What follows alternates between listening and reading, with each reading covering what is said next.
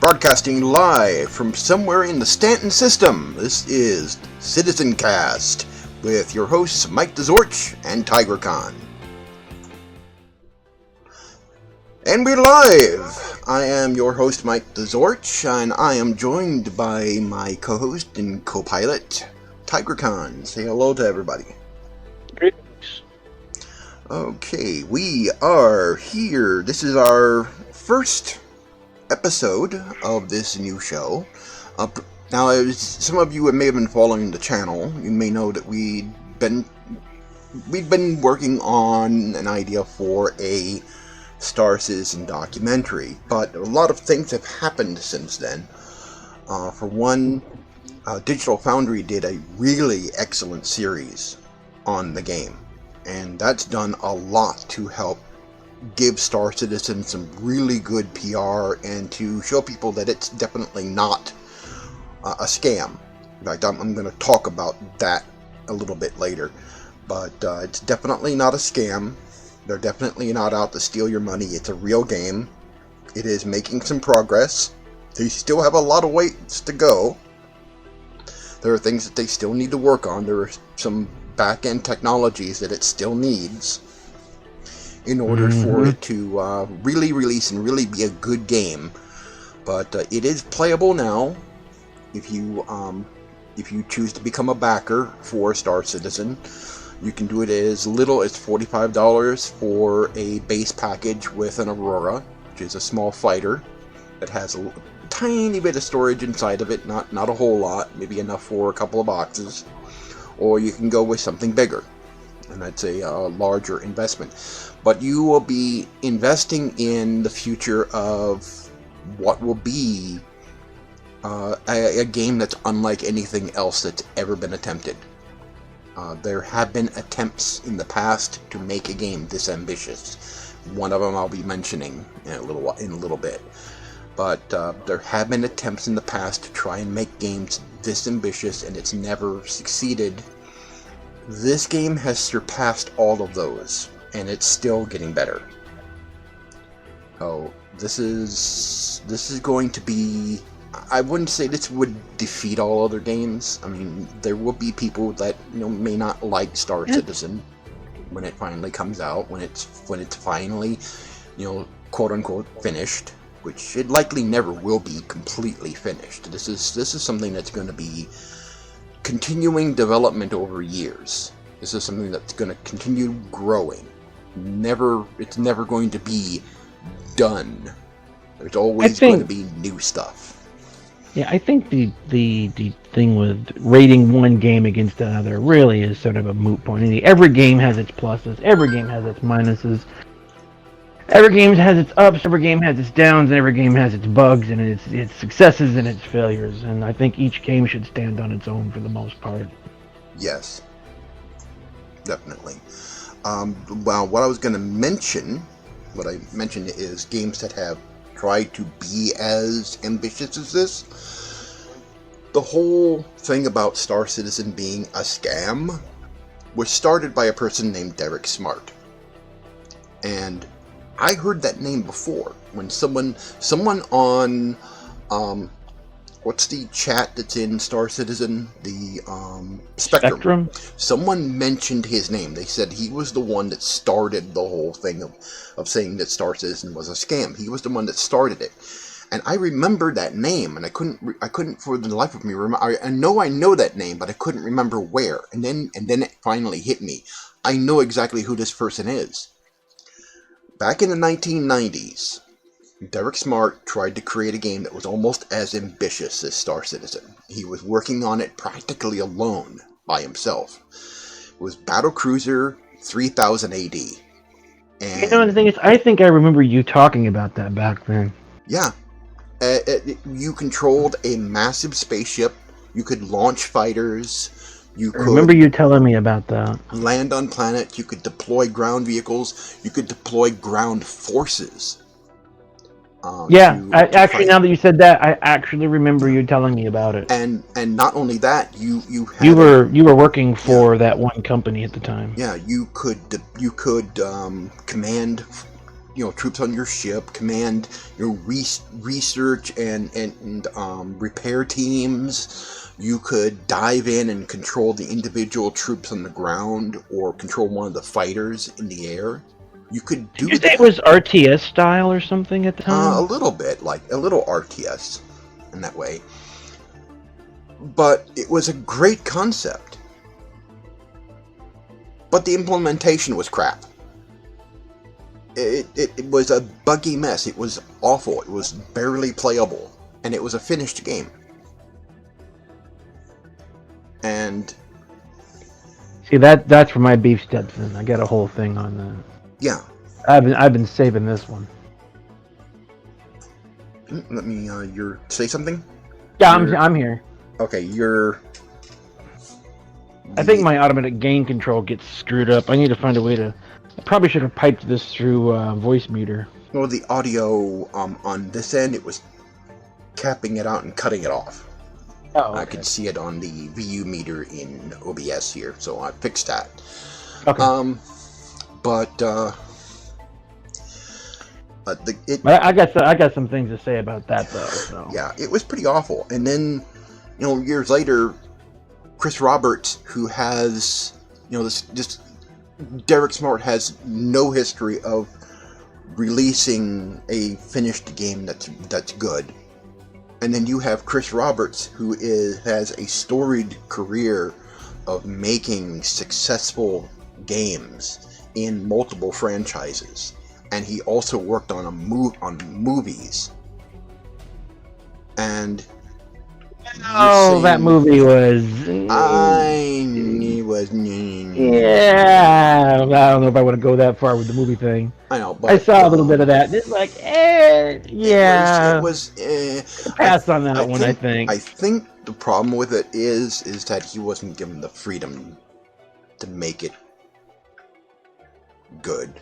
I think it's kind of obvious that the fact that the game is being developed the way that it is shows that he wanted the freedom to do the things the way he wanted to do them, because the minute you ask for investors' money, you're beholden to them. And in actuality, even though we have the backers, he's beholden to them. Mm-hmm. It doesn't really matter when you're using somebody else's money to make a product. You're kind of beholden to the guys holding the goods. Yeah.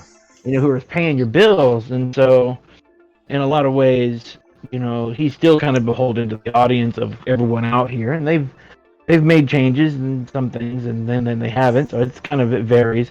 I know they have investor money. I've heard people talk about other investor money. Mm-hmm. That money happens to be for the advertising for Squadron 42 specifically. People say, well, we got all this other money from other people. Well, that was specifically for advertising, because that game is going to move into more of a release status later this year, early next year, if everything goes as planned.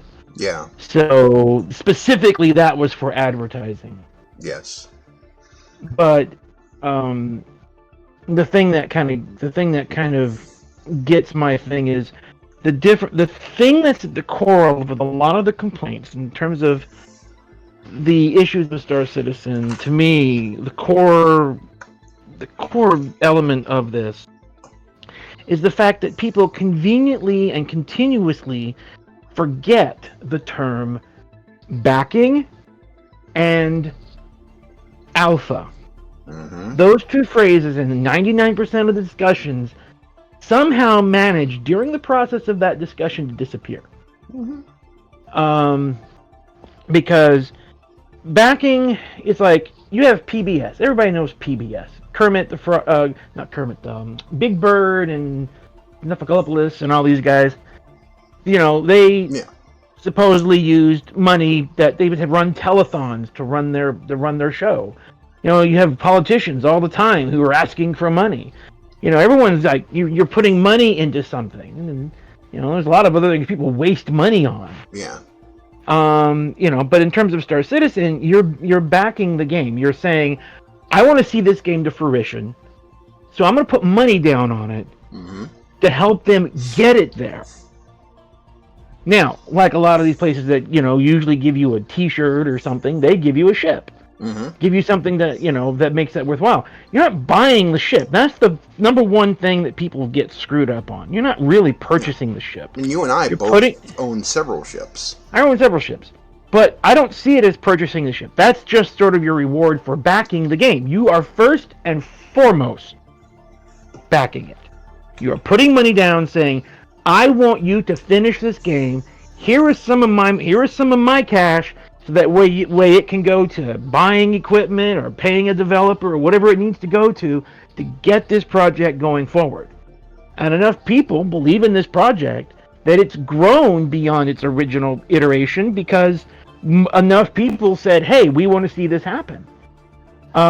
They could have stopped 2 or 3 years ago and put it out, but everyone said, kind of like, just keep going. We want to see this. Make it the best space game ever. And so he kept going. The other part of it is the word alpha. Continuously and constantly gets forgotten. It's like the game is a buggy mess. It is. You're not really playing the game more than you are testing it. Oh, yes. You're helping them test it. And there was an incident recently that the developers missed, and it was a really easy thing to miss. Because as a developer, you go in, it had to do with purchasing food. You go in, you go to the counter, you do the quick buy, which was a new system that they were implementing to go around the mobiGlas. And when they did that, they purchased the product and it looked like it worked fine. Come to find out that when you had other people testing, gamers out there playing it, or testing, playing, whatever, come to find out there was a bug with it that when I purchased it, if you happened to be near enough to me when I purchased that, the bug would cause your character to encounter and basically purchase the item as well, or some iteration of it. So suddenly you had food in your hand and your UAC was going out and you're like, "Where'd this come from?" Not realizing you just purchased it. Oops. It's a funny bug. It's a troublesome bug, but it's also a funny bug. Oh, not as funny as your ship blowing up on the pad at Area 18. Well, that was hilarious. But that's gone. But the thing is, it was a bug that would not have been found as easily had there not been people playing it. And so it helps them to have these things come up. Now, do they take care of all the bugs right away? No, they've got a priority system in how they're trying to take care of everything, and they're trying to get to these different bugs. So these things will be dealt with. They spent more time on 3.9 than they had in a while, and it's still, not in a great state. A lot of people are playing it just fine. A lot of people are having trouble. Like I encountered, but that's the thing. It's alpha. Yeah, like I encountered one that was supposedly fixed, but apparently hasn't been fixed everywhere. And that was the one where when you land someplace, you're supposed to be able to do, repair, rearm, and refuel. Well, that didn't work. And that was at the space station above Area 18. And so that didn't work up there. And so they do have bugs, and there's been a lot of challenges, and it's in alpha. And that constantly, it's like, it is not finished yet. If this was a building, you would still be seeing framework, you'd be still seeing piping, you would be still, maybe one or two of the rooms here or there might be sanded down and ready to be painted or whatever, but there's a whole section of the building that's just girders and frame, and it's just not there, and the upper floors are just missing. Sure, you can go into the lobby and it's nice and comfy and nice and everything, but the upstairs is, upstairs there's just nothing there. You go up so high and you're walking across girders and stuff, so it doesn't exist yet. So like the NPCs standing around Loreville and all the other areas where they don't do anything because the code that drives them hasn't been implemented yet. Saw them standing on chairs. They're standing on chairs because the game, there's just nothing there driving them. They're there, they exist as entities, but there's no code backing that. Yeah. Why? Because they haven't written it yet. And it's an unfinished system, so how do you expect it to operate when there's nothing there yet? People look at a lot of these other games, but if you took, and I'm going to probably make this comparison in different ways multiple times, but if you took, say, Cyberpunk 2077 is what they call it? Yes. I think so. If you took that game 3 years ago, right in the middle of their development, and you look at what it was like back then, it would have been the same thing. It might have not even been playable at all. It might not even have functioned. They're trying to make this functional, which adds extra time to it, of course, because they're having to make certain systems functional. But if you'd have went back there, it would have looked the same way. It'd have been systems broken, systems not working, NPCs standing around doing crazy stuff, models not working, graphics not right. You know, it would have been a mess. It's like people expect for some reason this thing to be finished when it's like it's an alpha, A lot of which games means have it's been not released on finished yet. A lot of games have been released on Steam and early access. I think that's probably what's got a lot of people is they're not using the term early access when it comes to Star Citizen. Yeah, they're not using that term. Yeah. People might be thinking that early access might mean the game. To me, I look at early access, and those are probably more closer to being betas than they are alphas. Depends on the game. Imperium was very much alpha when it went early Definitely, access. it calls itself an alpha. Yeah. Imperium Galactic Survival, it calls itself an alpha. It tells you it's an alpha. It says we're still adding features. We're nowhere near done yet. You know, they're kind of in that same state. They're trying to make it playable. They're bringing systems online. It's not as ambitious and it's got a lot in it, but you know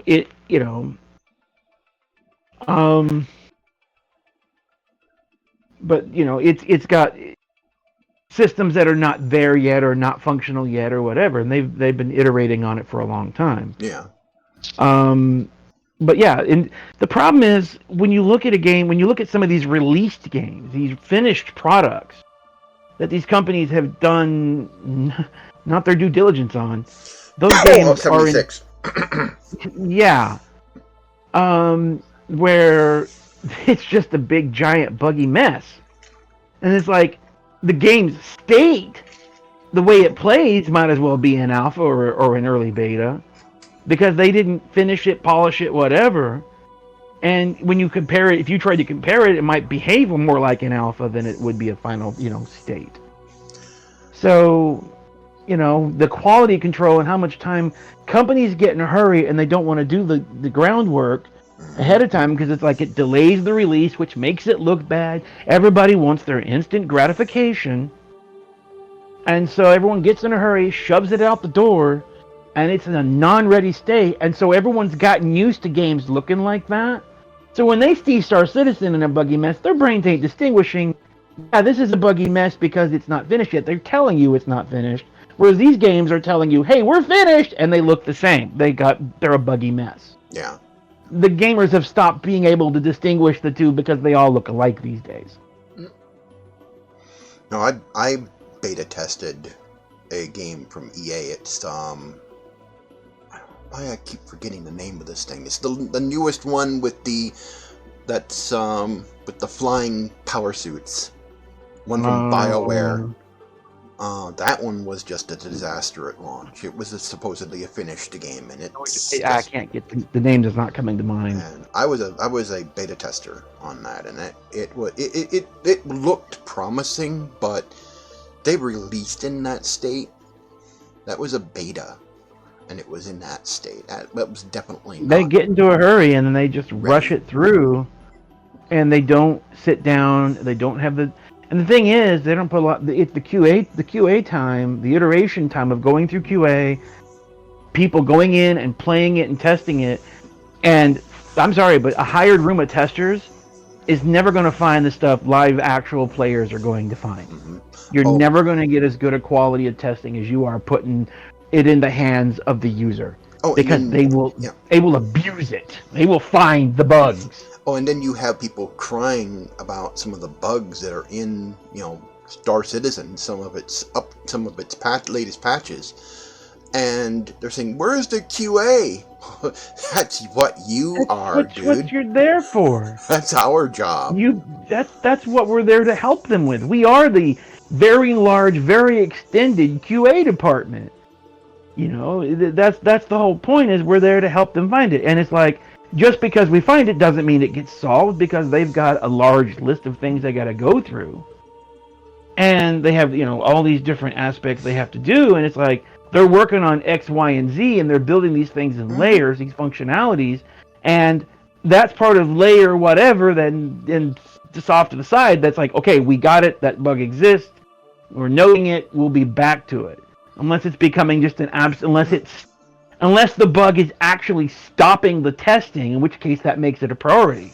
If the bug is preventing the testers from testing, then that bug needs to be dealt with. Yeah. But if that bug is off to the side, it's not preventing. In other words, like one of the common things I keep seeing is people freaking out about the cargo in the 890 jump. Okay.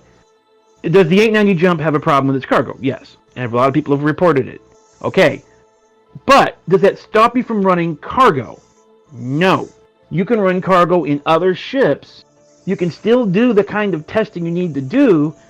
There's not what they're working on right now. They're not really working on that ship. It's as good as it needs to be for right now. They will come back at some point, either in a polishing phase or some other testing phase, where they'll go through and they'll take ships like that have little minor issues or moderate issues like that and clean them up. But is it preventing the core testing from happening? No. That's why it's not a priority. But, people see these ships as theirs because they've paid money. No, there's that misunderstanding again. You backed the project. You got this as a thank you for doing that, but with the understanding that this is an alpha and not everything is going to work yet. It will eventually. So. I think what part of what it is a lot of people have very low expectations of game developers these days. The game developers have helped give them that low expectation with the quality or the lack thereof of a lot of projects, especially from full-size corporate companies who spend millions upon millions on AAA, whatever crap AAA means anyway. It's starting to be a derogatory quality term today. Yeah, it doesn't mean anything anymore. It has no meaning, because if you say something's AAA, you take, for example, I'm going to use this game because this is one of the most well put together games so far. It's Final Fantasy XIV. Granted, it probably has a few bugs here or there on the edges, and certain things are just known not to work. But on the whole, on average, you can play it day in, day out, constantly, and not running the bugs. You take a game like a Nintendo game like Zelda or something else, and you play them, and yeah, you might find a little bug somewhere here or there.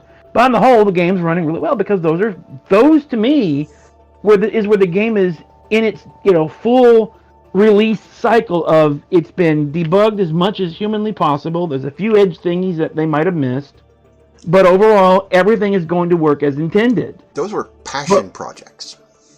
But when you look at what EA and them pump out, it's like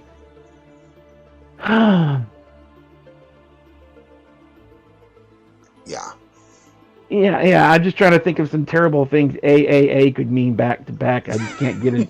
I have to think about that. I played Battlefront 2, and in the beginning, the game was awful. You had to just grind like crazy to unlock anything, unless you paid money. Now they've changed that since then, and you can't buy the loot boxes anymore. TV put it this way: these game companies, what they do is when they release a game, they're releasing the beta, maybe the late alpha, and then after you've paid for it, they'll get around to finishing it eventually. They don't bother with finishing it because, well, if you don't like it, they don't have to spend the extra time finishing it off. What was that game? What was it? It was a Mass Effect. It was supposed to be in the Mass Effect universe. It was the Mass Effect Andromeda. I'm sure that game had a lot of bugs, but it's been nixed long before it was ever got to that stage. They abandoned that completely. They abandoned it. Right. So all the game was probably beta quality, if not alpha quality. It had problems. They abandoned it. Well, looky here. They saved all that time and money not having to polish it. Or if a game like the Star Wars games they had more time to have the polish, well, they released them in these alpha states, and then you're buying the alpha version of it. They're not telling you that. And then they're going in and polishing it and fixing it up after they've released it to you. They're just not telling you that. Sea of Thieves was launched in a really poor condition. People called it Yeah. the No Man's Sky of the sea.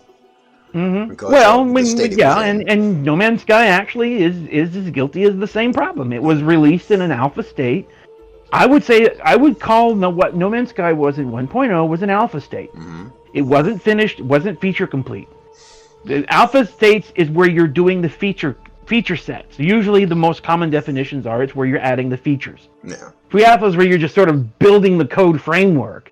But when you get that kind of framework together, now you start adding features to it and starting to get these game loops online, and then you finally get a beta, which a lot of times the UI and a lot of other things change, where they're starting to do the polish, and then you get your final release. Mm-hmm.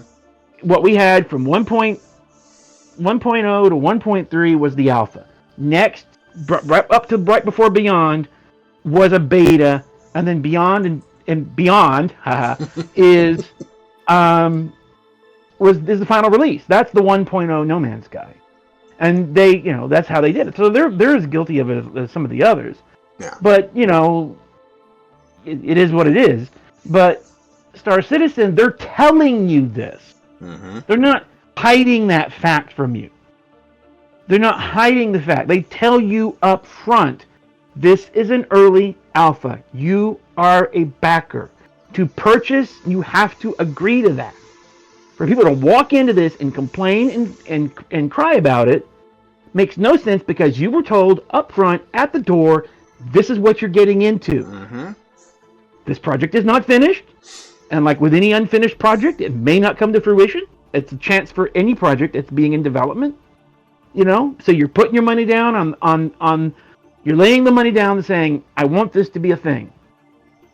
And, they entice you with the ships. There's a little bit of enticement there, but name me a politician or a corporate group or governments or corporation that's taking donations and doesn't try to entice you with something. Yes. So, it's a part of the process of getting you to donate. But it's up to you to do that. It's up to you to step into that. And they tell you that. So if you ignore that, if you don't read the fine print, and you walk into it with the concept in your brain that you're purchasing a ship, and then you move forward with, this looks like any other game I've seen. So you have the same expectations of why doesn't this work, why doesn't that work? Mm-hmm. And then you get all mad and go rage fest all over the internet about it. Mm-hmm. It's like, hey, you know what they all the signs were there. You walked into it. That's not their problem. That's not anybody else's problem. You go rage fest on the internet all you like, ain't gonna do any good. Yeah. And it's... They'll either finish it or they won't. Yeah. And here's my feeling on that, as far as finishing it. Mm-hmm. Here's how I see it. If they can sort of keep the thing on the rails, what I'm looking at right now, based on what they've said so far, and the kind of progress I've witnessed them making and the kind of delays I see them running into, the amount of technical hurdles it looks like they're going in, here's what I am thinking.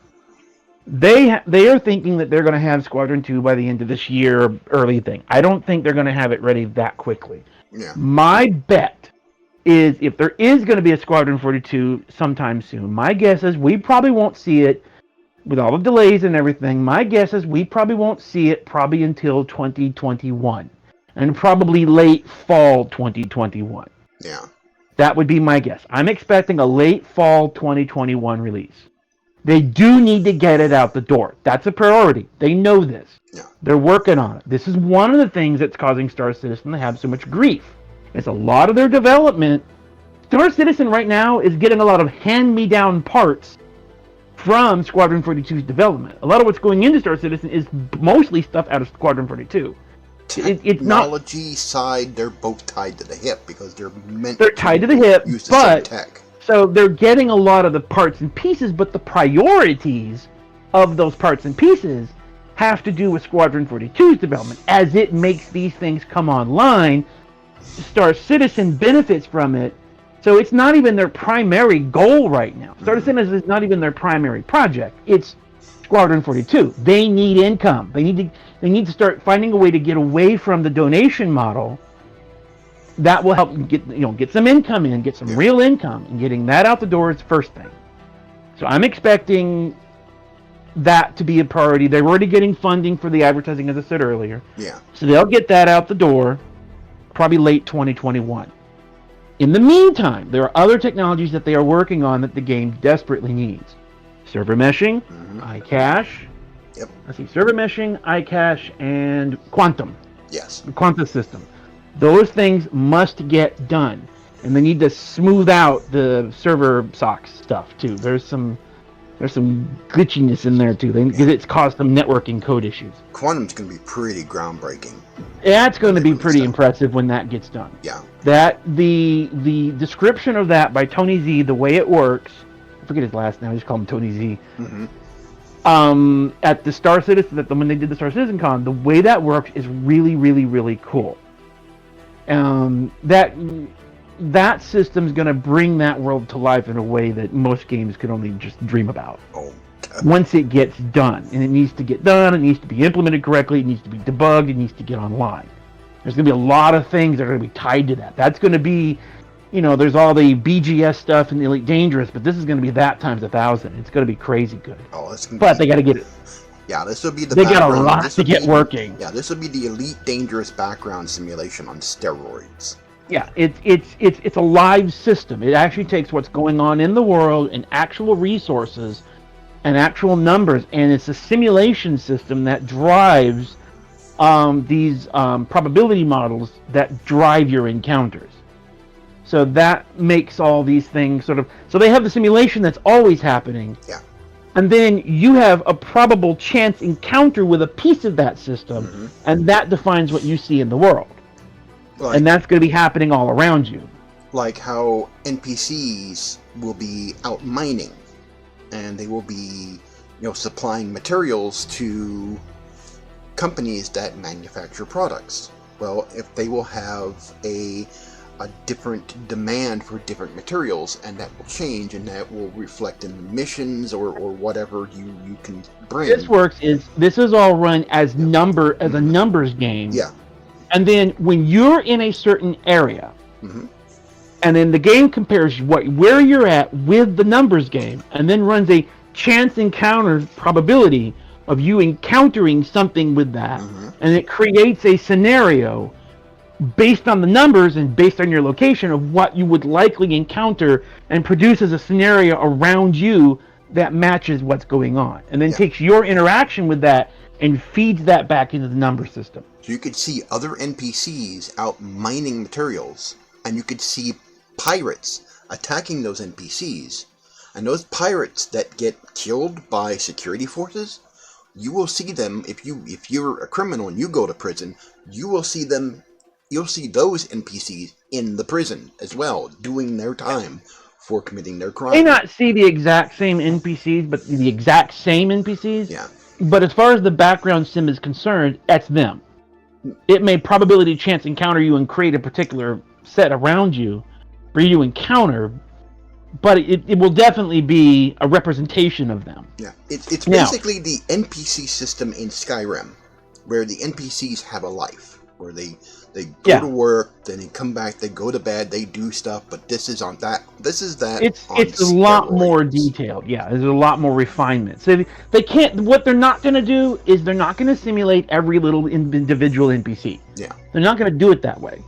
They're going to do it as it's all numbers. Yeah, it's all numbers until you're in a situation where you might directly interact with them. Right, and then it will create that scenario around you at that point.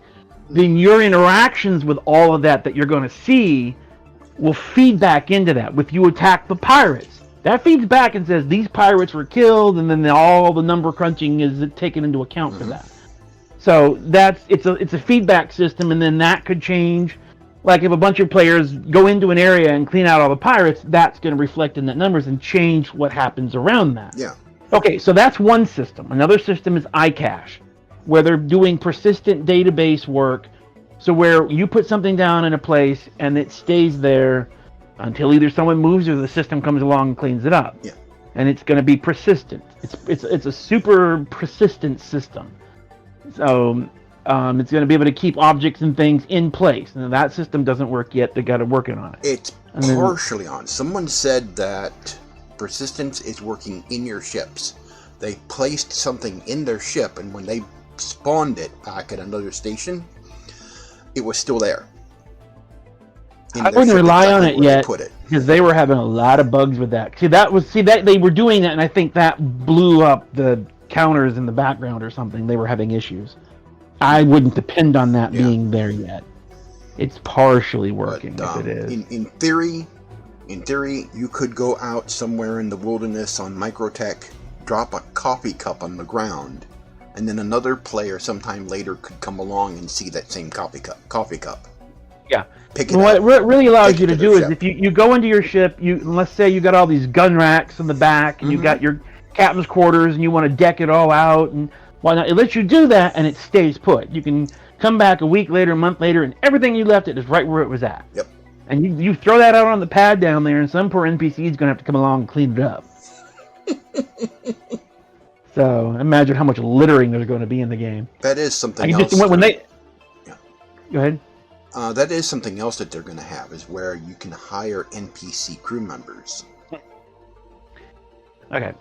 The last piece of tech is the server meshing, and that's going to be what finally brings this game from being this kind of segregated 50 persons a server content to a full-on MMO mode. Mm-hmm. That's where it's going to cross that line into that full persistent universe. So all three of these together is going to bring more players. You're going to bring the players together. It's going to bring these NPCs into the world, and then it's going to have that persistence. So what you do stays. That's gonna make this whole thing cohesively, work together. That's gonna bring this game to life, like really, really good. But these are the hurdles it's gotta have. Now, these are the things they're working on right now. These are their priorities. Mm-hmm. These three systems. Yeah. I mean, they're working on other stuff. They got little teams scattered everywhere, but these are their main core things. That and Squadron 42. This is all out of the way. Mm-hmm. And assuming there's no other really core tech they got to work on. Assuming these are basically it, and that Squadron 42 is out of the way. I would expect all this to be partially or mostly working by the end of probably 22. Yeah. Depending on where they get. Now, if that happens, if in 2022, we get to January 22 and Squadron 42 is out the door, Quantum, or at least a version of it's working, server meshing, it might be partially implemented, and iCache is working. If we can get that by 2022, you're going to see, they'll be able to start focusing on Star Citizen's core features, like salvage and all these other systems, at rapid pace. Yeah. I think you're going to see 22, 23 be massive amounts of content go into the game in terms of feature systems. You'll have medical gameplay as well, where you'll be playing medical, salvage, search and rescue, repair. They're going to bring all these different systems in. It's going to be by the bucket loads. Mm-hmm. And you're going to start seeing the whole thing with the ships thing start to go away a little bit. It's going to start backing off because they're going to have some income. They'll have the sale of Squadron 42. Right, they'll have that, so you're not going to see as many. You may not see as many ship sales and all that. Now, my guess is if they get all that together and if they don't get delayed, my guess is at some point in 2024 we'll probably see our first beta release. And I'm going to go out on the limb and say that 2024 is probably going to be a beta. Yeah. They get these other things done, and then most of 24 will be beta. Then in some point in 2025, I'm gonna call it and say 2025, probably summer or fall. That's when we're probably going to get our 1.0 release of a production version. Yeah. So my guess is 2025, based on where they are, what they've done, where they say Squadron 42 is, the technologies that will start fleshing this out, all the things they still need to kind of get in there. 2024 is going to be nothing but beta, and that's when the amount of content is going to explode. Yes.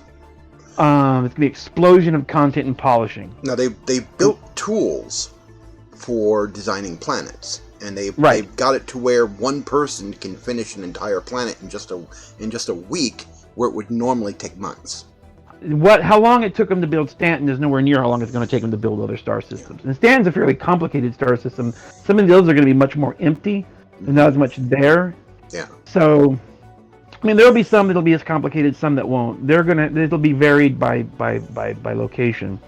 My guess is the star systems will happen relatively quickly. The landing zones will take a little longer. Yeah. That's a lot more, refinement and stuff. It took them a while to get new Babbage done. New Babbage is impressive. Yeah, they've been working on that, I think, for 9 months, I think. Yeah. They had for as much as they had in CitizenCon and how long it took them to get it out. Plus there were some delays. Yeah. But my guess is the star systems will start coming on. Like I said, we'll probably have a handful of star systems by launch. There will be plenty of content to do. See, I think the other misconception is people think of Elite Dangerous or No Man's Sky in terms of what they want to expect from Star Citizen, where you have these vast open fields of nothingness. I don't think you're going to see that with Star Citizen. You're not going to see that vast openness out there on the edge of nothingness. I think what they're trying to do is it's much more refined, much more enclosed. It's not going to be as broad as that, but for each individual location, there's going to be so much you can do in any one place. You could play for weeks and weeks on end on a single planet and have enough content to do, based on what they've said so far, that moving from planet to planet is going to be as big a deal as where other games go to a whole new star system. One planet's going to have more content in terms of what's going to be available to do there than some of these other games have in entire star systems or more. Yeah. So, in terms of the amount of content you're going to expect to find in an area, I mean, you could probably play this game without a ship even, because you're going to have passenger flights and things like that.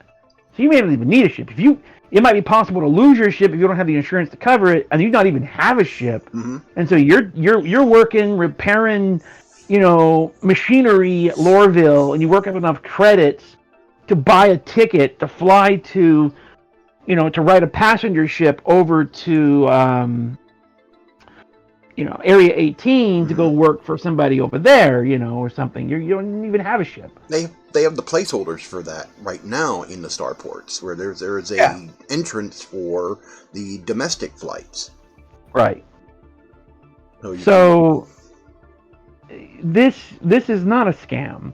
No. You don't have 500 plus employees across 5 offices across several continents and call that a scam. Yeah. If it's a scam, it's the worst one ever. It's the worst possible kind of scam, because whoever gave the idea to Chris Roberts to scam everybody like this, that's a pretty terrible idea. Because it's like, you don't hire that many people and build a company from the ground up and do all this. If that's a scam, it's a terrible one. To me, if I had backed, there's better ways to scam people. If I would backed Elite Dangerous way back when, I'd be more concerned by the fact that I've never gotten my money's worth. I think they paid $100 and something or something, or $200 or $150. I forget what it was, for the lifetime pass for everything, that they would never have to buy anything in that game again. Oh yeah, where they paid all that money. They paid all that money, and they have get any content for it.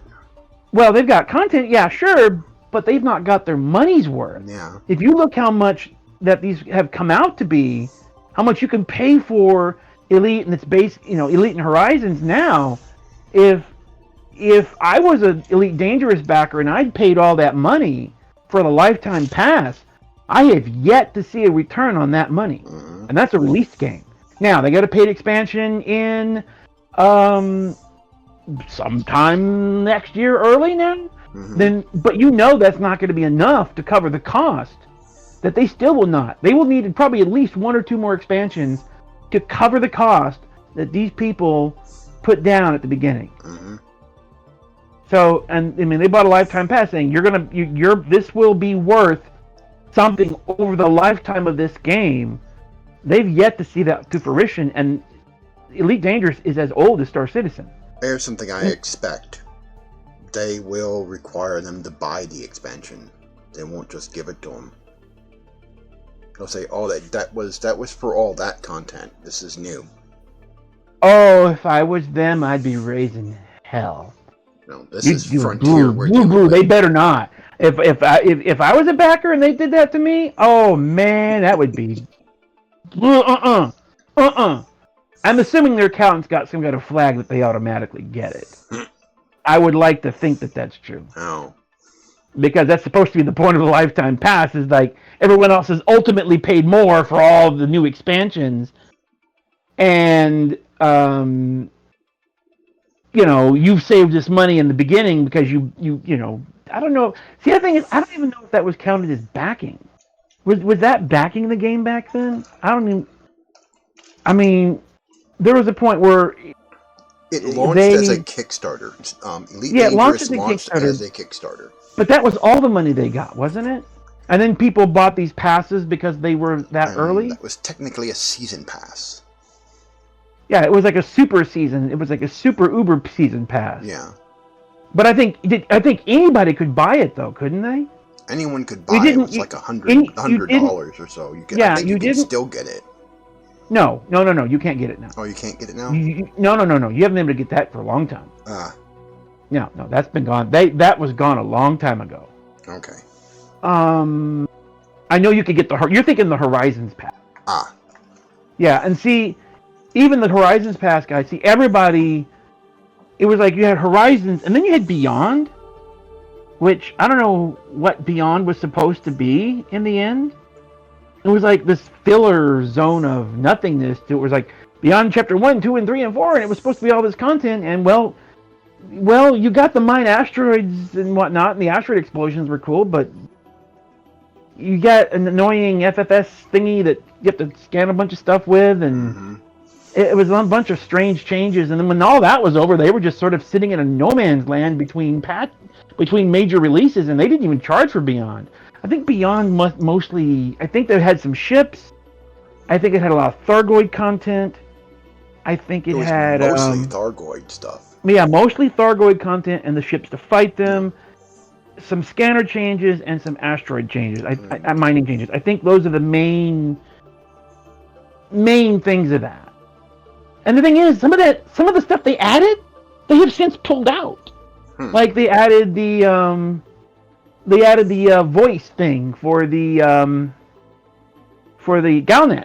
Yeah. They had one of the features was the Galnet audio. Yeah. Well, that's moot because they pulled out the Galnet.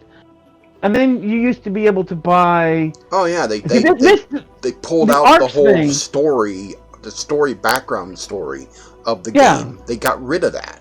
The lore side of it. It's like the lore guy left or something, or whether they have a writer or something. I don't know what's going on over there. They have no lore anymore. You look at the page. What really disturbs me about it is this is what makes it feel like it's dying. Is when you start the game, you have a launcher that controls the installation, download, and everything of the game. That launcher is still displaying the last content from the last time that they ran Galnet. It has like the last couple of Galnet articles on it. And Galnet's been gone for a while. And it's making that launcher look stale. Yeah. And you've had this going on and on and on, and this is making this feel abandoned. Yeah. And the community, I think, is just...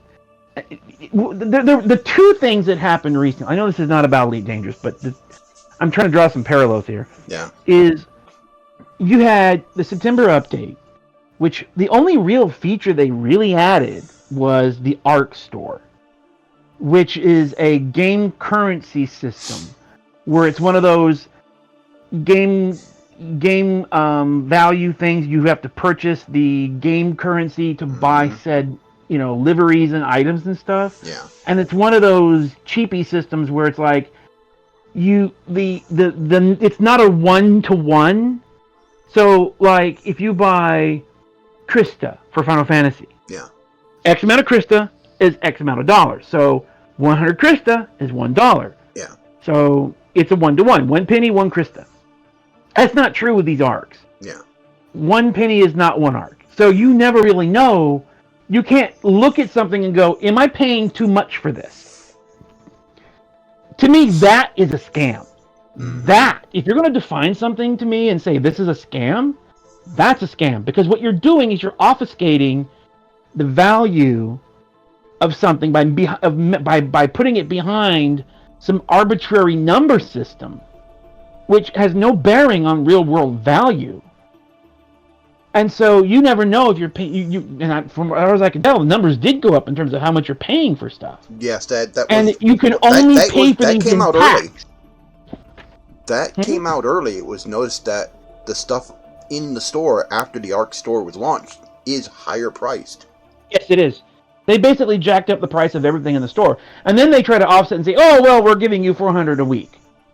Yeah, but in the terms of this system, that may be like 10 cents. Mm-hmm. It's worthless. You're like, well, you can buy a paint job every so often. Eventually, yeah, sure. But it's such a slow rate of earning. It's so slow compared to the. You say, well, I gotta have you get 400 a week, but items in there are 10 or 15 or 20,000 or more. Mm-hmm. Yeah, what's that 400 really getting you? I think you calculated once it would take 6 months just to get one thing. Yeah, there was a couple of things in there like that. Yeah, and that's not giving you an incentive. That's not handing you something. Mm-hmm.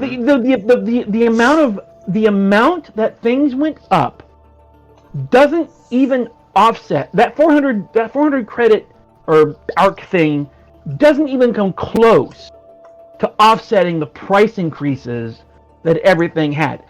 And on top of that, they broke most of the game systems implementing this. Mm-hmm. So that was thing number one, and then the fleet carrier thing. That was just what? Oh God! Crap were they doing with that? What? I don't know what the hell they were smoking. Yeah.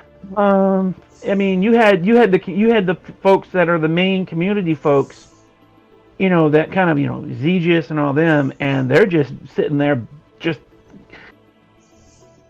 laughing at them, going, "What are you people doing? Is this so stupid?" The upkeep on these things was insane. Yeah, it was just beyond reason. And it's like the only way you can come up with this is if you don't even play the game, or you're going for the wrong market. And I think my feeling on it is I've got a whole thing about what I think about that is, but that's a long other story. But my point is, particularly the ARCs thing though, that to me is a scam because you can only buy these in packs, and it doesn't equate to anything in the store in an even amount. Yeah. I didn't like it when I saw Nintendo do it, and I don't like it here.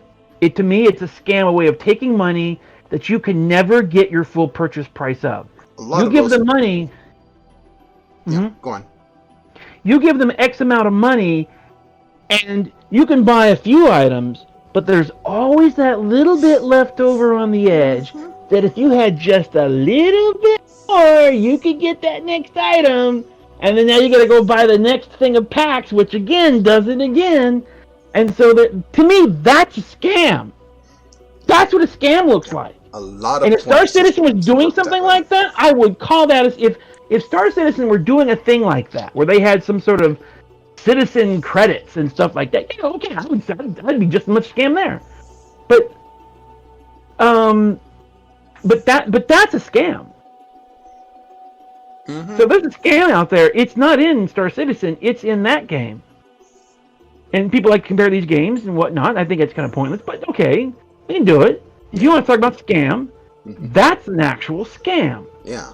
Now, people called, another thing that's called a scam is what happened with No Man's Sky. People felt scammed on that. At the time, okay, yeah, the game had problems. But look where it is. Yeah. It is in a state now where you have VR, you have online, you have all these different systems in place, and they're always adding more. They added the Exocraft, or the Titanfall stuff going on recently, and those things are pretty fun to drive. They're weird, but they're kind of cool. Yeah. Kind of pointless, but kind of cool at the same time. They drop down like a Titan in Titanfall. Yeah, they I got a whole thing about what I say about that. They even look like Titans in a way.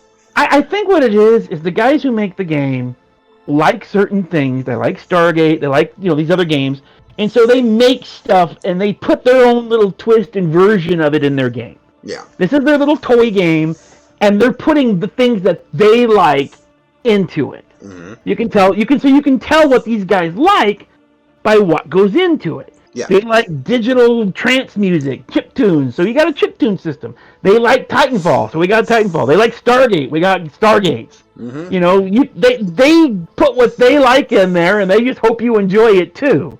Yeah. They've even said they only make stuff that they find fun to put in there. Mm-hmm. But they tell you that. They've told people that. They're like, this is what we like, so this is what we're putting in there. These are our priorities. Get over it. And we'll all be happy. If you can accept that, then you'll be fine with it. Yeah. So, just when you know what the developer's intent is, there you go. When it comes to Frontier, they talk a lot, but they don't say much in terms of content. And then it's what they've done. My God, it's what they've done that really kind of speaks loudly of where they are. Yeah. Their actions have spoke louder than words. And I think that's true for all three of these companies. What they say is one thing, but look at what they do, and I think you can start to see the clarity here. What Sean Murray said? Okay, he ran his mouth, got himself in trouble, but what did he do? Okay, he went to work, taking them at 1.0, and they're up to like 2.4 something or other now with all the content now. And they never charged anybody another penny. Yeah. They did not charge anybody anything. If you bought it in 1.0 and you were disappointed, you can always come back later and see how the game goes, and it might be where you want it, might not. But they never charged you another single cent for that game. Yeah. They've been depending on the fact that their content has been selling itself. What they drop sells the game. They don't sell it. Yeah. They let the feature speak for itself. They put it on new platforms. Nobody has to buy it. Nobody's had to buy it since day one. But people have bought it. That's kept it going. Now, you look at Star Citizen. They took from ground zero, had nothing. He had some money in his pocket, a little bit of his own personal cash, and an idea. And he's built a company out of it. Several, in fact. There's several parts to this. And he's worked, got all these teams across the globe, all these people working on it. That's where that money's going and going into the development, and they're trying to keep you informed. They're trying to keep you in the loop. Sometimes they do good. Sometimes they don't. Technology shifted. They tried to adapt. But you see there's always progress. They always have to show progress, and they are. And we have a pretty good sense of where they are. And I'm making my own little prediction, where I think, of where they're at. Mm-hmm. So regardless of what people say and what they've said, this is what we got. And then when you look at Elite Dangerous, what they've said has been irrelevant. What have they done? Well, they added an ARC store that blew the game up. You couldn't even play it. Yeah. They had carriers so brain dead to the needs of the player community. The first thing everybody wanted to do with this thing is take it out on deep space missions. Mm-hmm. And it was the very first thing we found out you could not do. Yeah. Yeah, why that? What's up with that? And so I'm just like, yeah, this speaks loudly to, where things are in these three companies. And they're different people, they're different companies, they're in different countries, they're different nationalities, they got different ideas, they got different places they're coming from. Different kind of company culture. There's different cultures. Yeah. And all three of these started out very similar in what they pitched. And they've wound up in very different places. Yeah. I think Chris Roberts has probably been the one who has generally been where he said he was trying to get to. Yeah. He said he wanted to make a game that had all these features and do all this, and they're working on it. David Braden, or was it something Braden? David Braden. David Braden.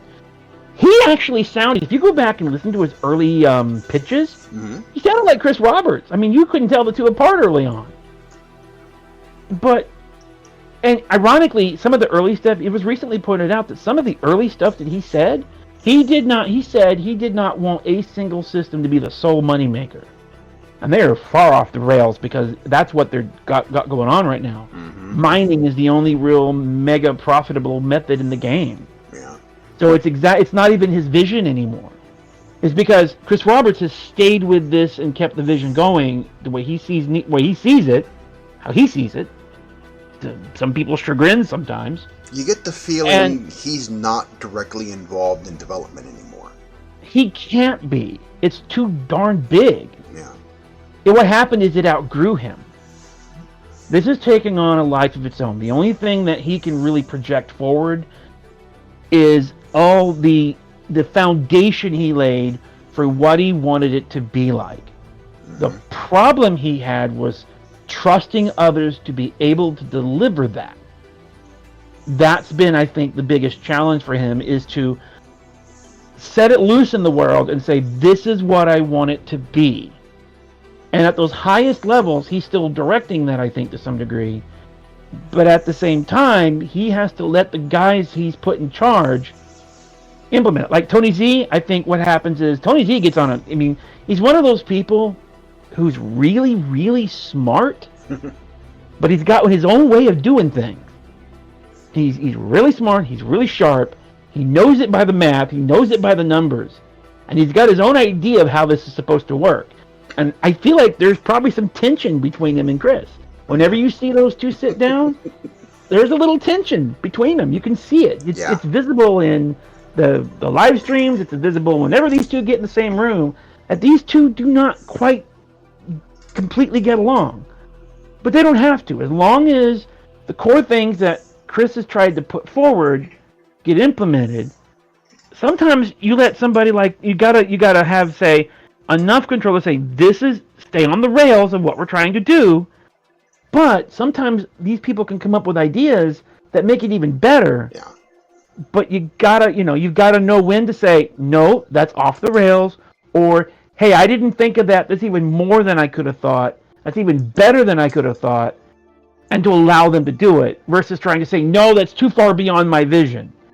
That's where I think there's been the most contention of when a thing strayed too far one way or the other, and was it good for the game?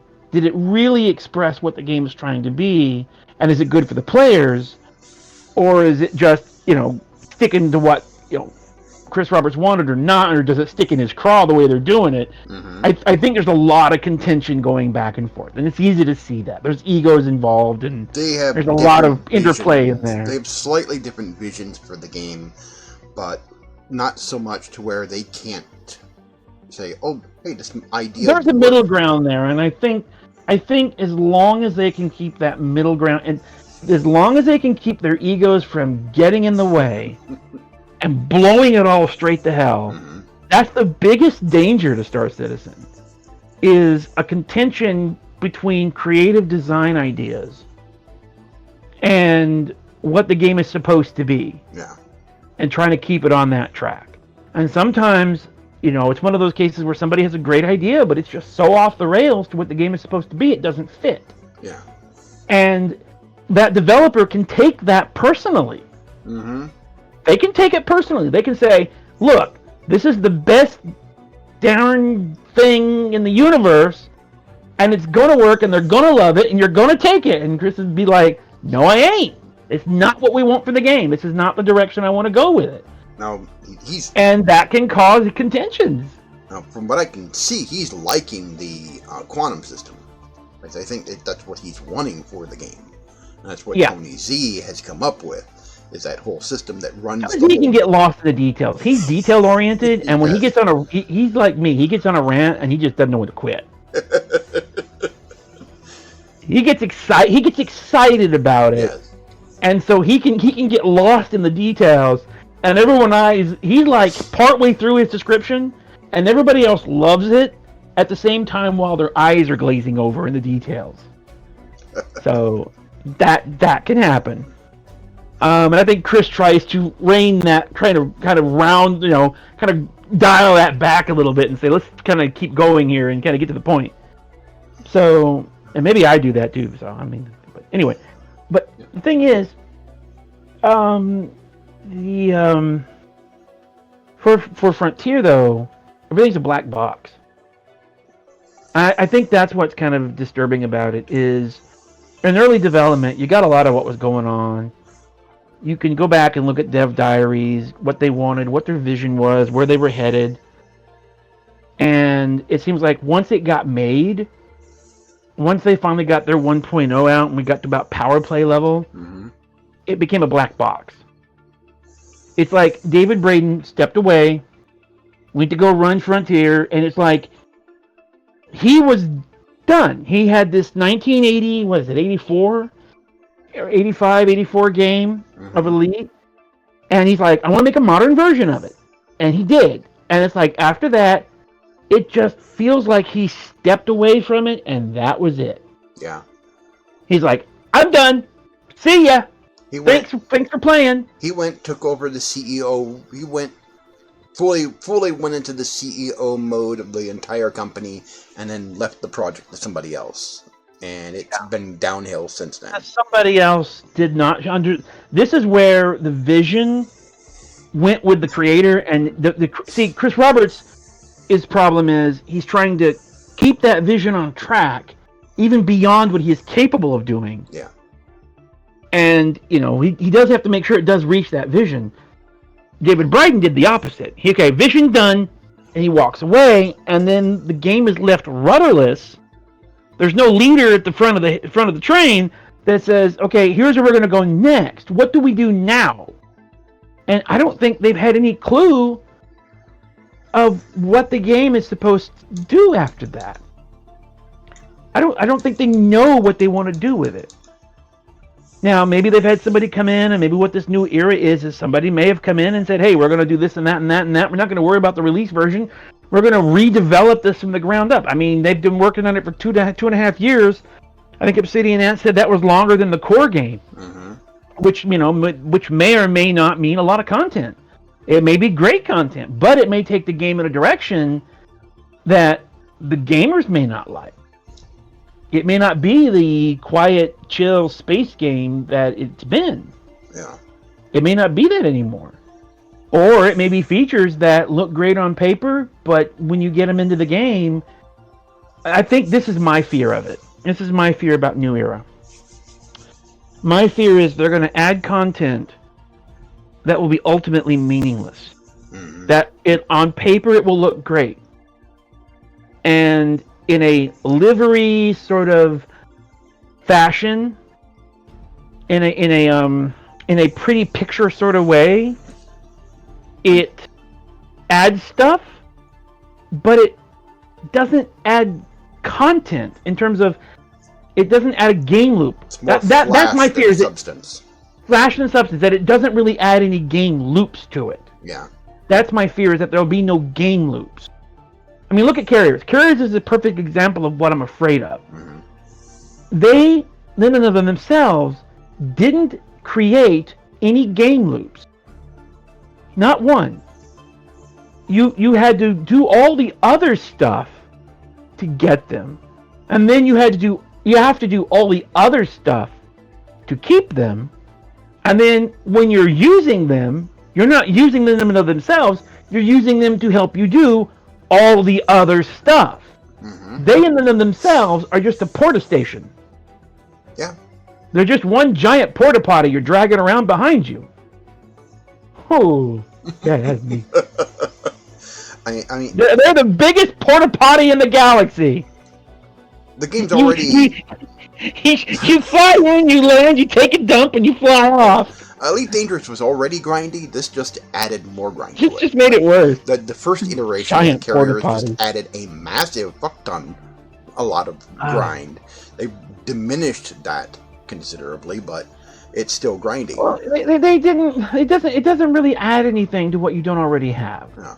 The only real people who really got anything out of this, and this thing was chopped off at the knees when it first was announced, when we first saw the first version of it, and that was Explorers. Yeah. Explorers were the only folk who could really benefit from this. But if you're a trader, you don't benefit from it, and even after they redesign it, you're still not going to benefit from it. You can't the core ways you would want to use this to benefit, a market, a player-run economy, um, there's no way to make a profit with it. There's no way to make a profit off of this. And explorers are barely going to break even with this. I mean, they'll be able to bring in some cash and whatnot, and their data will be safe a lot better. But from my understanding, you can't set your own prices. You can only set a percentage. You just set a percentage off of base prices, so you're not going to be able to really buy or sell. And they missed really big opportunities here to really enhance the gameplay because, one of the things that's very, kind of get dull, you don't really do it by yourself, and that is build ships that are engineered. Mm-hmm. Wouldn't it be something? It's like, for example, if you're a new player, you got to do all this work to get an engineered ship. Mm-hmm. Now, you don't lose that. This is the thing that people don't get. You don't lose that. You still have to do the work to be able to make an engineered ship. If you want to make your own engineered ship, you still got to put the work in, right? Yeah. But if you're a newbie and you got 20,000 credits to your name, you find one of these carriers in one of the player-ran community carrier lists that somebody would have to create. Mm-hmm. More on that later. And you could go in there and buy maybe a souped up eagle or a souped up cobra or a souped up, something or, whatever, and be able to purchase that for relatively cheap because for the guys who are making that, that's nothing. Mm-hmm. Maybe a few hours of gameplay and they could put one of those ships together and go in there and stock that carrier with these souped up sidewinders, a super winder, mm-hmm. or whatever, or a cobra or whatever, for all these new players to go in and buy. And the thing about purchasing one of these is they can purchase it, but the worst thing they could do to it is make it worse trying to fix it. Mm-hmm. If they tried to put modules on it, then they would just mess it up. You know what I'm saying? So they would want to keep it the way it is until they get good enough to make their own. And that gives them a leg up, so they're not so weak in the beginning, and you got all these people running around ganking them all the time, and these super engineered ships making their lives miserable. Rather than that, you can go and buy a souped up super winder and go out and tear up some stuff. Yeah. Have some more. Being able to buy those ships, and it's like it's right there. It would not be hard to do. It's just literally it's nothing but freaking menus. I've never seen a game have so many problems and so much trouble making menus in my life. Yeah. This game is nothing but a menu-driven flight simulator, and yet it seems like menus take these guys forever to do anything. But anyway, people have asked for years for them to add just a little thing to game menus so they could change the color of their HUD. And they constantly refuse to do it, saying it's too hard, it's too hard, it's too hard.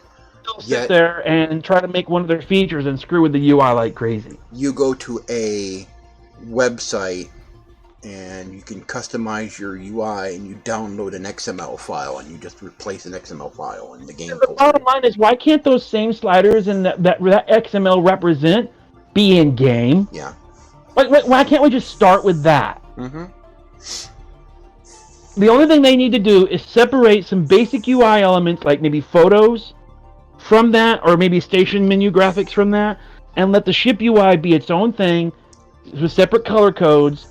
And they just don't want to do it. It's like, and even the most basic things, like, okay, for VR players, there's some of the lights inside these ships can be right in your face, and it can be really distracting and annoying.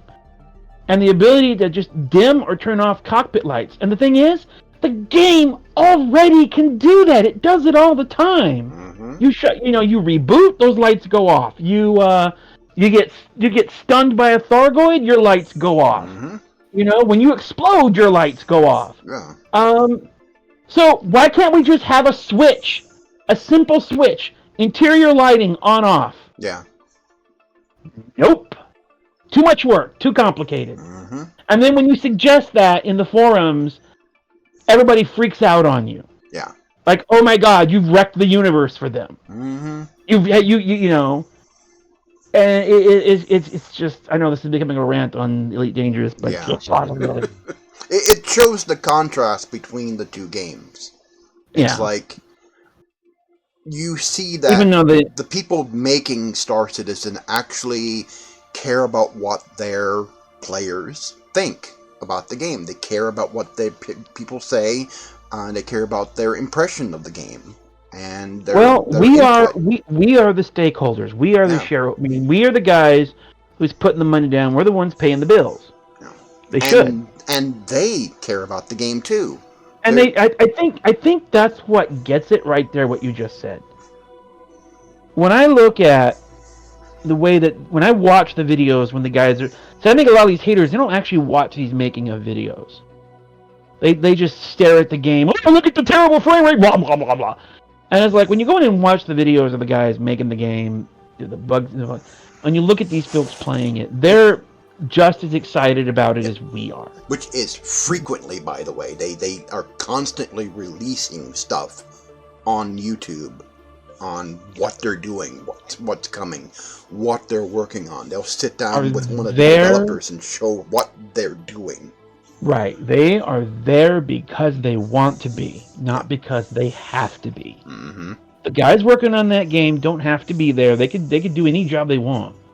But they're working on that game. A lot of these guys come from other a lot of the programmers came from other parts of the industry. Yeah.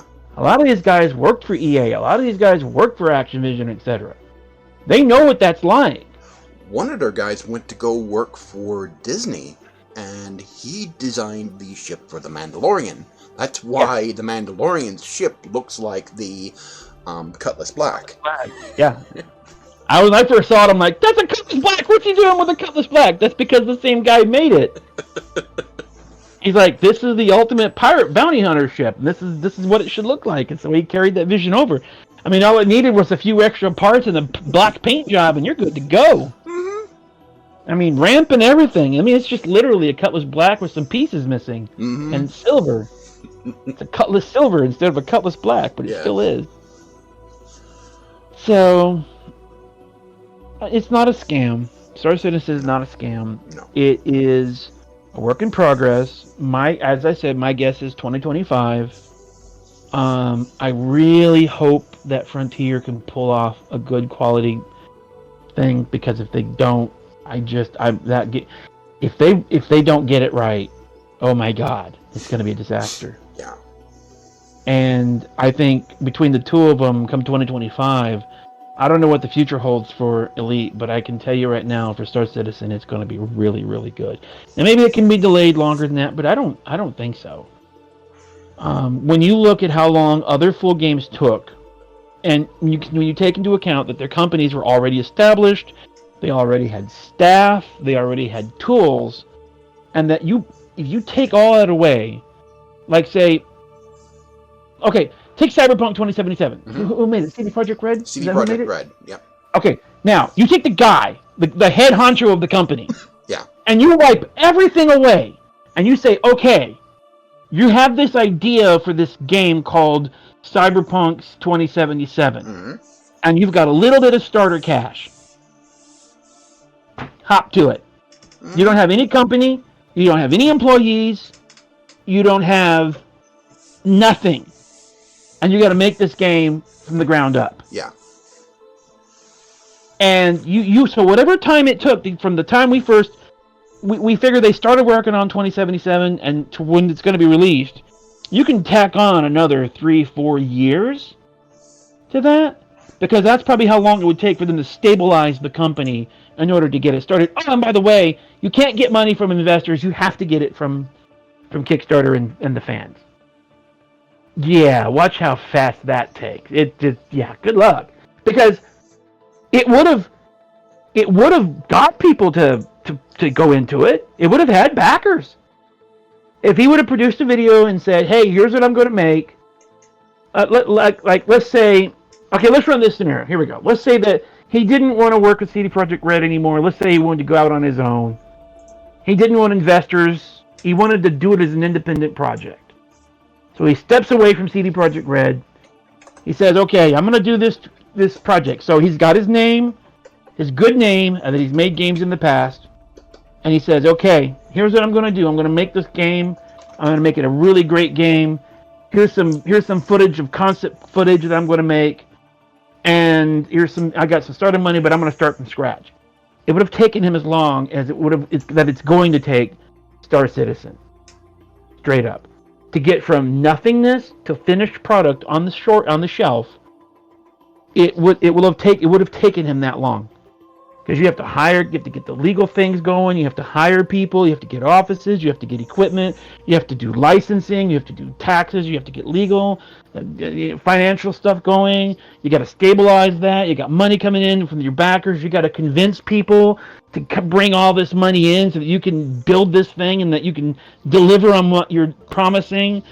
You got to put all that together, and then you get it to a point, and then technology changes, and you're going, do I want to go forward and upgrade, or do I want to just go with this basic vision, or do I want to, soup it up and do even better? And so that's the thing, is people never take that into account. It's like they think Star Citizen has been going since 2012. Not really. Star Citizen really has only been going since about 2015. Yes, it existed earlier than that, but the real meat of it really didn't start coming into play to where it would be like most other companies starting out fresh about that point. By the way, pre-production for Cyberpunk 2077 began in 2015. Okay. But see, that's about the same time I'm saying Star Citizen. If you look at when did they get a lot of their stuff established? When were they stabilized? When were they really going well? When they got all the tools and things necessary and all the bits and pieces enough to even start having it? Basically, the modern Star Citizen, what we're looking at today. The PU, as in its didn't even come into existence current until form, didn't exist until like 2016. Yeah. That's when we got ArcCorp. In its current form. I think, when did 3.0 come out? Because that's really when it happened. I think 3.0 is really the beginning of what the modern Star Citizen is.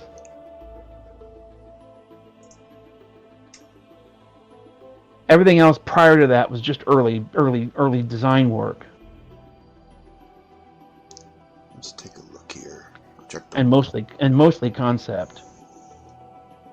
And then, like I said again, they're still building the company. They're hiring people. They got to establish legal teams. They got to do all this work. And they're trying to convince everybody that they can do it with nothing to show for it. I mean, really, the hard part of doing that, we're long past that part now. Oh, definitely.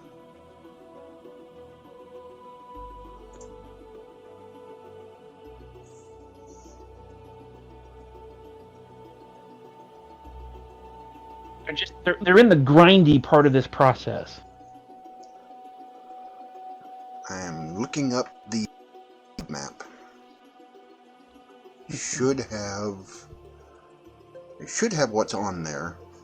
This is loads. Browser's being very slow today.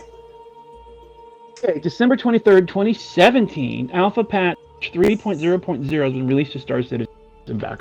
So, see, the modern didn't even come out until 2017. And all that I don't even think it even had ArcCorp yet. Wow. I think all they had was Port Olisar and a few other minor stations. And we went from that to where we are today. You might not say that's a lot, but actually it's quite a bit. Oh. 17, 18, 19, that's 3 years. Well, that's about 4 years. So that's about half the lifespan of what's been the lifespan of Cyberpunk 2077? Its pre-production started in 2015. It was right after they finished. It's been going longer. And see, again, they already had an established company. You already had employees, you already had resources, you already had sales, you already had legal teams, financial teams, you had everything in place, and it's been in development in a way long, at the point that was stable.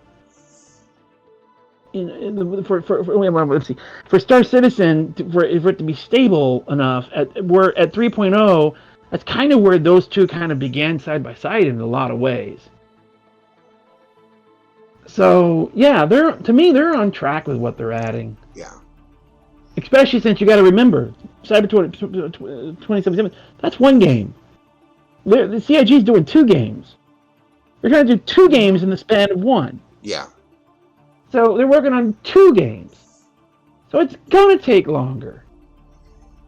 and they're still doing it at a pretty good clip, because we have no idea how much content is even in that. And if they're ready to go to beta by the end of this year or early next year, that's a lot to have done. Yeah. So no, they're not wasting their time. You do not get that level of stuff going on and it be a scam. And this is just chapter 1 of Squadron 42. This is just chapter 1. Yeah, the story it's a full-length is game. It's a full-length game. Yeah. I would expect chapter 2 not to come out until after Star Citizen's release, though. They need to get Star Citizen out after that, and then they can go back and work on. I think the priority will shift, and they'll be reversed, where Squadron 42 will get developed more slowly once Star Citizen is out. They need to get it out, and like I said, it'll be 2025. So I expect a part 2 to probably be a year or two later. Now, the theme for today's show is Griefers Be Grieving. And on Spectrum, they're definitely grieving. The Salt Works is definitely in full work. Where's this coming from? What's this?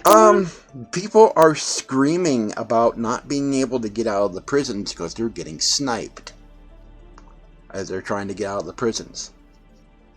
As the patch 3.9 went live in the PTU about a couple of days ago. Where's this coming from? What are you reading? And it was in Spectrum. And patch 3.9 came out in the PU live for everybody a couple of days ago, about early in the week, and it introduced the prison gameplay, the Klesher Prison.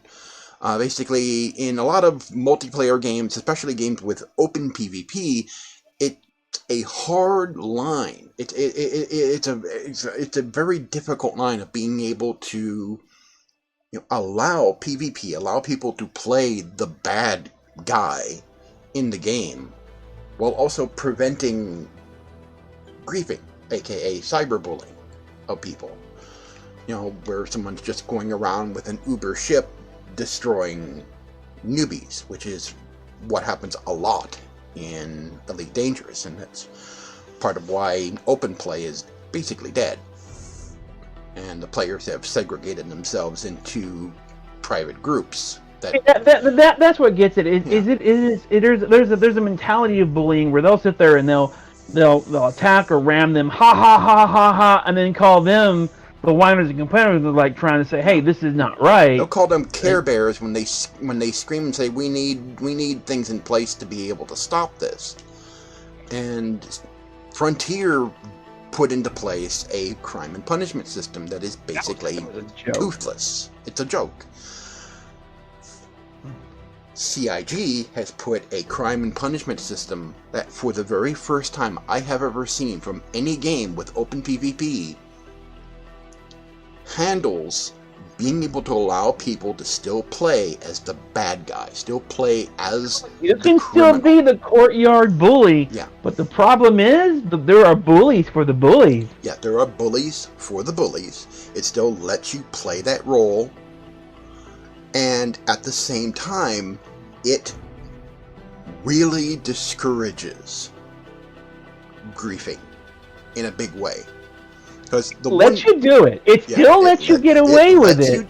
Lets you get away with it. But it also says, okay, for it. You've had your fun, now time out. Here's the big difference between the people who love playing as the bad guy and the people who are the griefers. The people who love playing as the bad guy, they will take getting chased by the cops and bounty hunters as a challenge to evade them or kill them off. They'll take it as a challenge. They'll eat that stuff up. The thing is, in Star Citizen, here's the trick. Yeah. That can be other players, too. Yeah, that can be other players, too. The bounty hunters can be other players. The bounty hunters, the cops, and all that. You get to play... Mm-hmm. Basically, Star Citizen is the ultimate cops and robbers game. Yep. It's a cops and robbers game, and there's jail time, as you would expect. Mm-hmm. You don't go out onto... Let's say you like crash derbies, right? Yep. And sure, you can go out onto the freeway in your local town and start crashing into all the other cars. Sure, for a few moments you can have a little fun.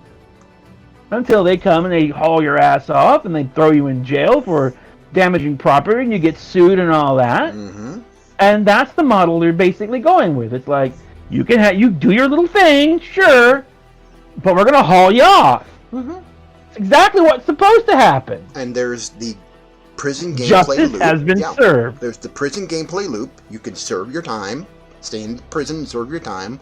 You can work to get out to earn the merits in order to get out. Yeah. There's currently three basic options. Or you can try to escape.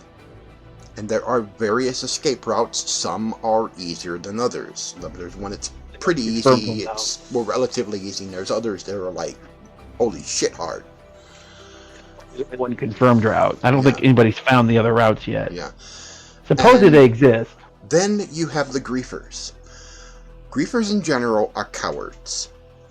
They're cowards. They go after other people because they go, especially if they don't have as good gear in games, or if they don't have a better ship. They pick on somebody else because they pick on someone smaller than them. They pick on someone smaller than them because they don't want to. They can't stand losing. They're the actual snowflakes. And when they get picked on someone bigger, they start crying and screaming. Yeah. When something bigger comes along and takes them out, whether it be another player or the game system itself, you watch how fast they cry. Yeah, they are cowards, and the bully gets punched in the face by another guy. And this is what's different between them and the people that like playing the bad guy, is that they don't want the responsibility. They don't want to take the responsibility for the things they do. They don't want to face responsibility for it. The guys that play bad guy, they'll go, we'll take the responsibility because it includes some kind of gameplay to do it. And it's a challenging gameplay for them.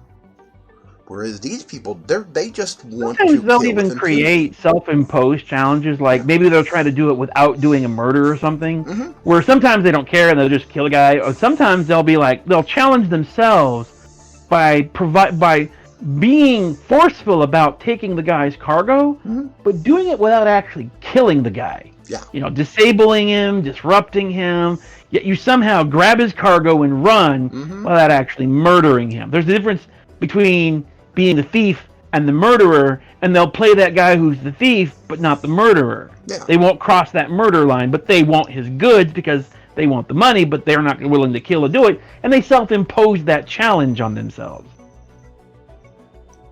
Oh, yeah. But just because it's harder. It's easy to go in and just shoot the guy in the head, call it an afternoon, take a ship, and go good to go.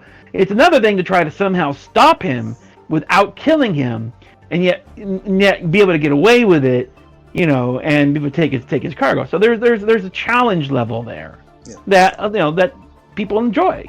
So the people on Spectrum that were screaming, saying for CIG to stop the campers outside the prison, I said, no, it's a mistake to do that. It's a mistake to stop the campers out there. It would be a big mistake. For one thing, you can't get out of the prison by yourself. You need help. This is where it's a PvP. This is open PvP right here. Yep. This is where it should be, open field PvP. If you don't like the guys at the top of the deck camping, call your buddies and have them come out and shoot them in the head. That's pretty much what I said. I said this is a part of the emergent gameplay that comes out of this. The guys that come to help you get out, they should be sweeping the area looking for snipers before they come and help you. Yep. They should be sweeping that area. They should be get past the defenses, get their vehicle on the ground, get out there and clear the area out, get their guy, extract their dude, and take off. There should be no holds barred on that part because you're already doing an illegal act. Yeah. The law has already done its part. Now you're circumventing the law system by escaping, and that's fine. But remember, you're dealing with other people who are also out there doing either bounty hunting or criminal acts or whatever, and it's a PvP field. Yeah. It's a player created mission of this is where emergent gameplay comes in. It's a player created event where your guy is escaping, and it's your job as the guy going in to get him is to get him out safely. If he gets killed by a sniper, the guy retrieving him has failed his mission. Yes. There's nothing there to tell you mission failed. It's you're doing an extraction. You suck if your guy gets killed. Mm-hmm. It's no different than the same kind of mission. So that's the funny thing about it. You see missions like that in all these secret op games. You got to go in and extract the prisoner, right? And if the prisoner gets killed, you lose. That's what this is. Yes. It's just there's no game system there to tell you that.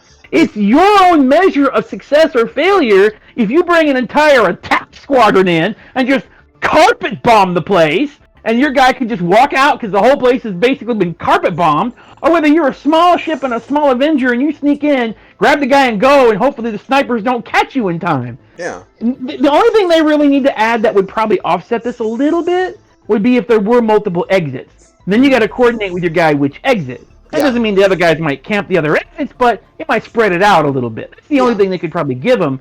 But again, getting out those other exits is the trick. Mm-hmm. But no, this is open PvP. You're not anywhere you're supposed to be to begin with. Yep. The dude on the pad who started all this because you rammed him was doing his own thing and minding his own business. You decided to break the law, come in and blow his crap up.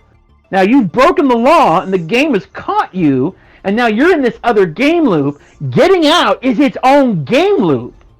It's not enforcing this. You do not have to choose to go up there and get out. You can serve your prison sentence, either serving your time or going down and working in the mines. Nobody told you had to go to the surface.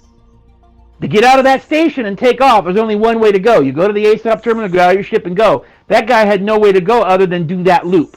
He has to go, get out of the station, you have to go to the ASOP, get your ship, and fly out. Yes. You decided to interrupt that process. When that's considered against the law. Now, that's here in Stanton. In Pyro, maybe pad ramming's going to be a thing for you because there'll be no law there. Mm-hmm. That if you go to Stanton, if you go to Pyro, hey, you pad ram, what are you doing? My feeling to somebody in Pyro, if you're getting pad rammed, you're in Pyro. Or the pirates. That's a lawless system. The pirates may impose their own rules. Yeah, now the pirates may come and do their own thing. They may not. Yeah. You may not get that option there. But in Stanton, the laws are there, and you break the law. You pad rams. You got caught either by a bounty or a cop or whatever means. You got thrown in jail. You chose to participate in that loop. Yep. Don't whine because it's the loop. You knew it was the loop going in. Mm-hmm. So when you're trying to get out and the other guy's shooting at you, hey, you play capture the flag, and you get to the other side and you grab their flag, and then you're whining because they shot you. What did you expect to happen? Okay? They're not going to just say, oh, you caught our flag, please give it back. No, they're going to charge down the whole way. I'm going to shoot you try to do that. Mm-hmm. Oh, that's the way the game is played. So somebody tries to take off, you ram him, that's against the rule, the law. You broke the rule, broke the law, whatever. Okay, you've entered a new game loop, you've chosen that path. Okay, now there's a whole new game loop that's prepared for you, haul you off, take you in. Now you have a choice. You can either serve your time, do the mines, or try to escape. You had 3 options. So now here's your second choice. You chose 3. I want to escape. You get to the top of that route, and then somebody snipes your ass. Hey, that's just the way that was like capturing the flag. You're going to get shot. Mm-hmm. The point is, your guy who's coming in to rescue you should have cleaned up there. If he didn't do it, then he didn't do his job. Yeah. That was his job to come in and rescue your butt. If that's the problem, you need a new friend. Mm-hmm. Or a better equipped one. Or a more capable one. Or a whole group. I expect that they're going to put together whole orgs that will be orgs to rescue people out of prison. It's going to be there's going to be a whole thing with organizations that say, like there's the fuel rats, there's the escape rats. Okay, God, I think we just started something. There'll be the escape rats. Hey, I'm in prison. I need an escape, and you go on a website and you say, I'm in the prison. Here's my ID. I need out. And they'll come in and they'll blow the place to kingdom come so you can walk out the door, and they'll take you over there and let you do your thing to get your crime And stat. They'll bring you that's all the. the emergent gameplay that this game But that's the offers. players doing that. It has Yeah. nothing to do with CIG or anything. Mm-hmm. And if they create that, the escape rats, if that becomes a thing, okay, that's fine. I mean, then they can go out and pad ram again and start it all over. Mm-hmm. But then again, these escape rats, they might charge you They might charge you to come take because that's going to cost them money for ammo, ship, fuel time, casualties. They Yeah. may charge your butt, and if you don't pay up before you leave the prison, they may just chunk your ass back out in the ground and leave you there. And for Or they may helping, shoot you. and for Huh? helping you, they'll get a crime stat, and if some of their guys die, they'll respawn in the prison. So they have to take a risk to come get you. Yeah.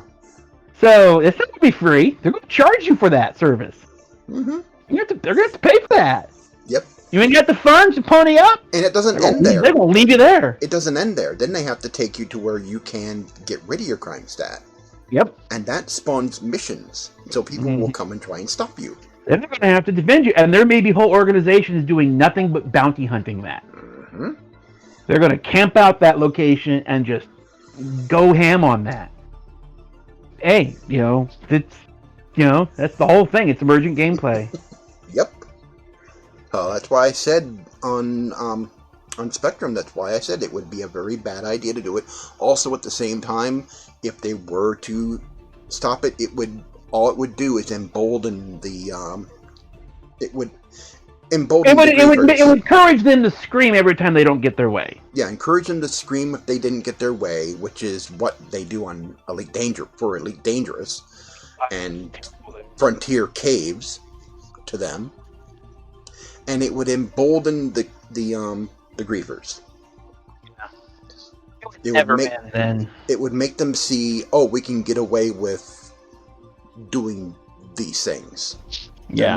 They're not going to try and stop us. That's why it would be a bad idea. They can't, because these people, the thing with these people is if you give them a mile, they'll take a light year. Why implement such a system if you're going to turn around and neuter it? Yeah. You know why you created it. You should know, as a developer, if you're going to create a system like this, you know there's going to be whiners. Mm-hmm. Don't cave into it. Yeah. You know they're going to complain. Yeah, don't cave to the whiners. Don't cave into this.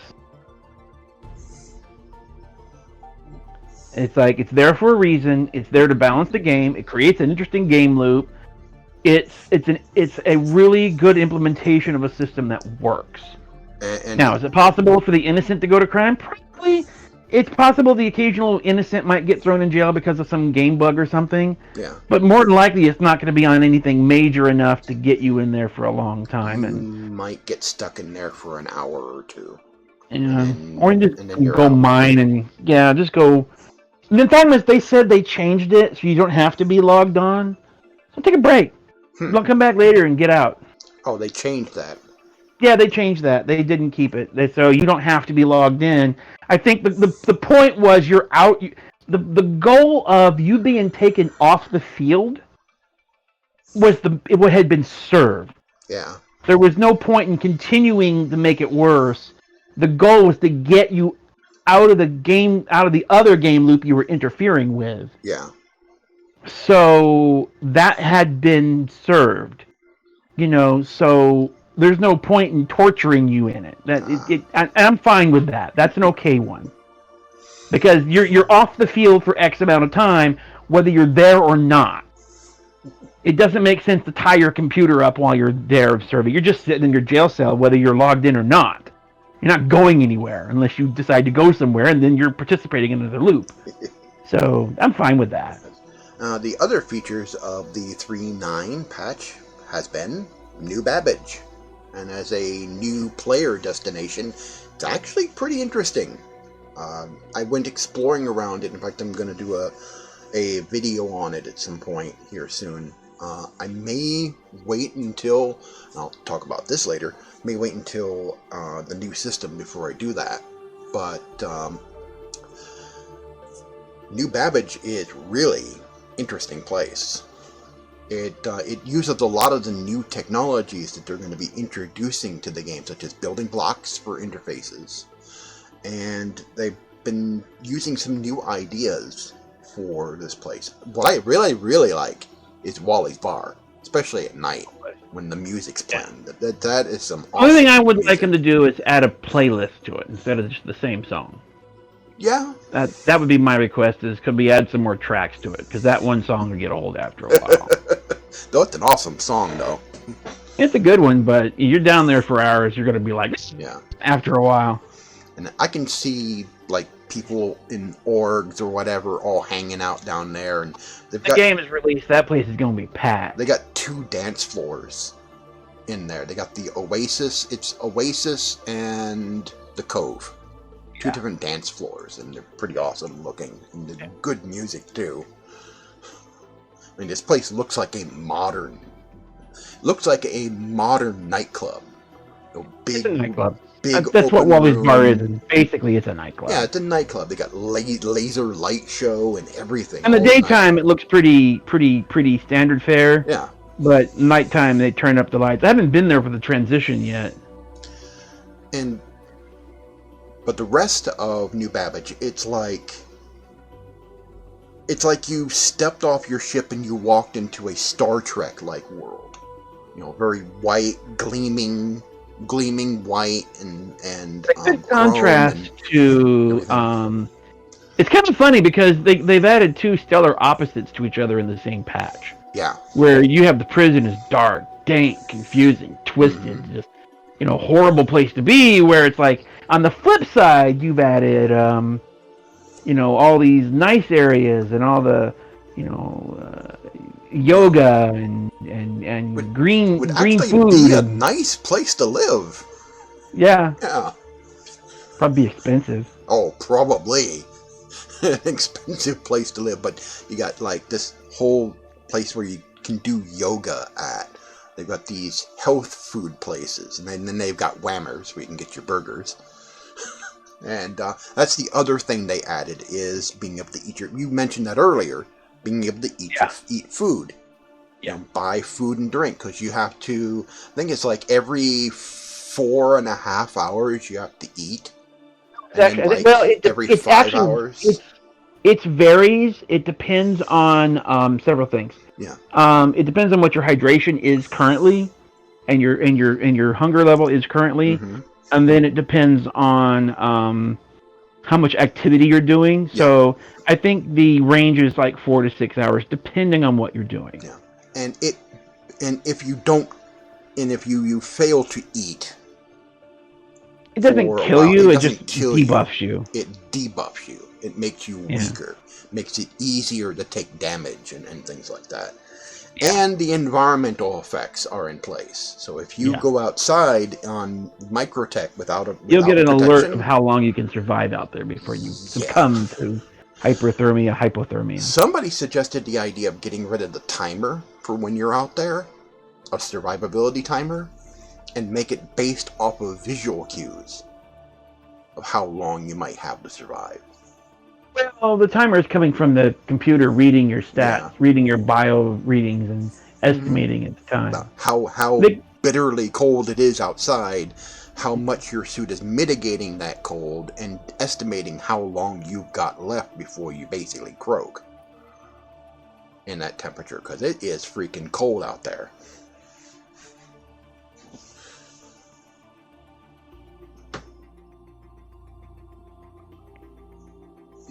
Still there? I'm still here. I'm just getting a little tired. Well,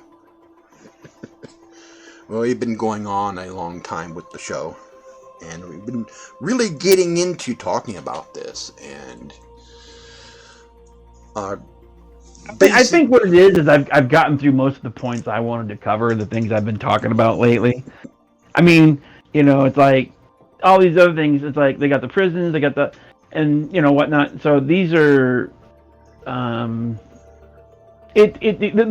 thing is, there's still some minor bugs and stuff to work out. Yes. 3.9 had a few issues still that they're kind of dragging around behind them. They gotta get out of the way. There's still some performance issues, but that's not tied to the client side. That's more server side. They need to get the server is having a pretty. I don't know if it was socks or if it was something else that has caused. The desync issue was caused by something else, not socks. Yeah, that wasn't socks, but there are some issues there still, and they need to kind of wrangle it down. When I mean desync, that means where, if one player is in one place and one player is in another place in the same area, and you're doing different things, yet from your perspective, you see something What they're completely doing. different. Yeah, the So, game has lost track of what each person is doing. You should be seeing, one-to-one what that other person is doing and looking at. And I'm it wondering wasn't if doing it has that. to do with some of these diegetic screens, because they let you see what other people see on their panels to some degree. Yeah. I wonder if that's relatively new. I wonder if that's influenced it any. I don't know. Hmm. I don't know. I do know that there are some other things that they still need to work on, like Mobi-Glass, and a lot of panels in your ships are still Adobe Flash or ActionScript. I don't think they're actually using the Flash plugin. They're using ActionScript in the game. They need to transition out of that over to building blocks, which works really well in New Babbage. The new interface. Any place I've seen building blocks implemented, it's definitely shows that it definitely works smoother and is better. Smoother, well, there's several things. responsive. There's building blocks, and then there's to move the Vulcan, which they're working on. Mm-hmm. And that'll help smooth out the game, and then getting some of the server tick issues, getting the server fixed up, and getting some of these technologies going. That's all these things are going to be. The new personal these are their thought priorities. system is nice. The new personal inner thought system is nice. Yeah, could look a little better, but that's a matter of opinion. They need to make the text to where it's visible even on when you have a light background. It's sort of like the same problem it needs to be made more. HUDs. Yeah, them and their text and lighting, they seem to struggle with that. Yeah. Okay, I think that's. But I think all these UIs are stuff that needs to be worked on over time. I think that's everything we were going to cover with this episode. Yeah, I got most of my rants out, so. We will be covering a lot more in future episodes of this series. Right now, I think we will make this a once a month thing. Not unless enough news comes out to really warrant extra episodes. We may make this a once a month deal on this. Because I've got other content that will be coming more frequently. Like I've got the an old otaku tours Japan in VR series. That one is going to be picking up after an upgrade, which that's what I was going to talk about. Thank you, President Trump. I'm going to be getting a new machine. Thank you, Mr. Trump, for my new machine. I am definitely voting you back in next time. I am going to be upgrading to a new machine, 3rd gen Ryzen 5, 32 gigs of RAM, a 1 terabyte M.2 SSD. I'll be using my existing case from my older system, my old APU system. I'll be using that, and I'll be getting a new graphics card, and I can do that for under $1,200.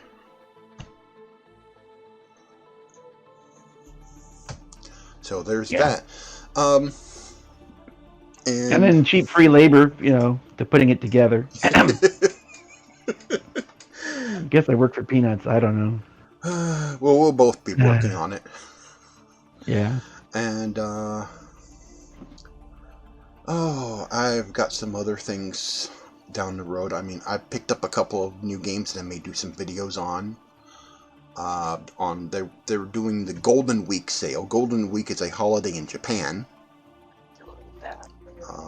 For right now, and they've got a sale going on for that. I picked up Streets of Rage 4 and also Blaster Master Zero. I picked those up.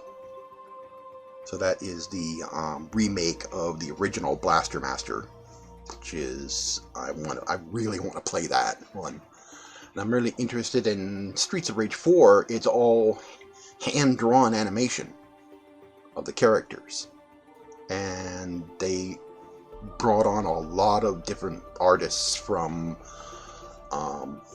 who are fan artists who make music for video games or remixes of music for video games. So they brought a lot of those people in to the project to make music. So that's going to be pretty interesting to see. Oh, what, if anything, do you have that you're doing on your end? For me? Yeah. I don't have anything planned my personal self as far as content online. Well, you are working Um, on Joystick Gremlin. oh, yeah, there's that. You, Oh, trying to, using that to take our T16000 HOTAS and flight stick, or stick and throttle, and trying to use Joystick Gremlin, which is a remapping tool, and improving some of the uh, characteristics of flying in Elite Dangerous. and Making some and progress for on Star that. Citizen, yeah, for Yeah, for Star making Citizen. making the controls better, because the controls are all right in Star Citizen, but they could be better. They're very They could be a different lot from better. they're very different from Elite Dangerous.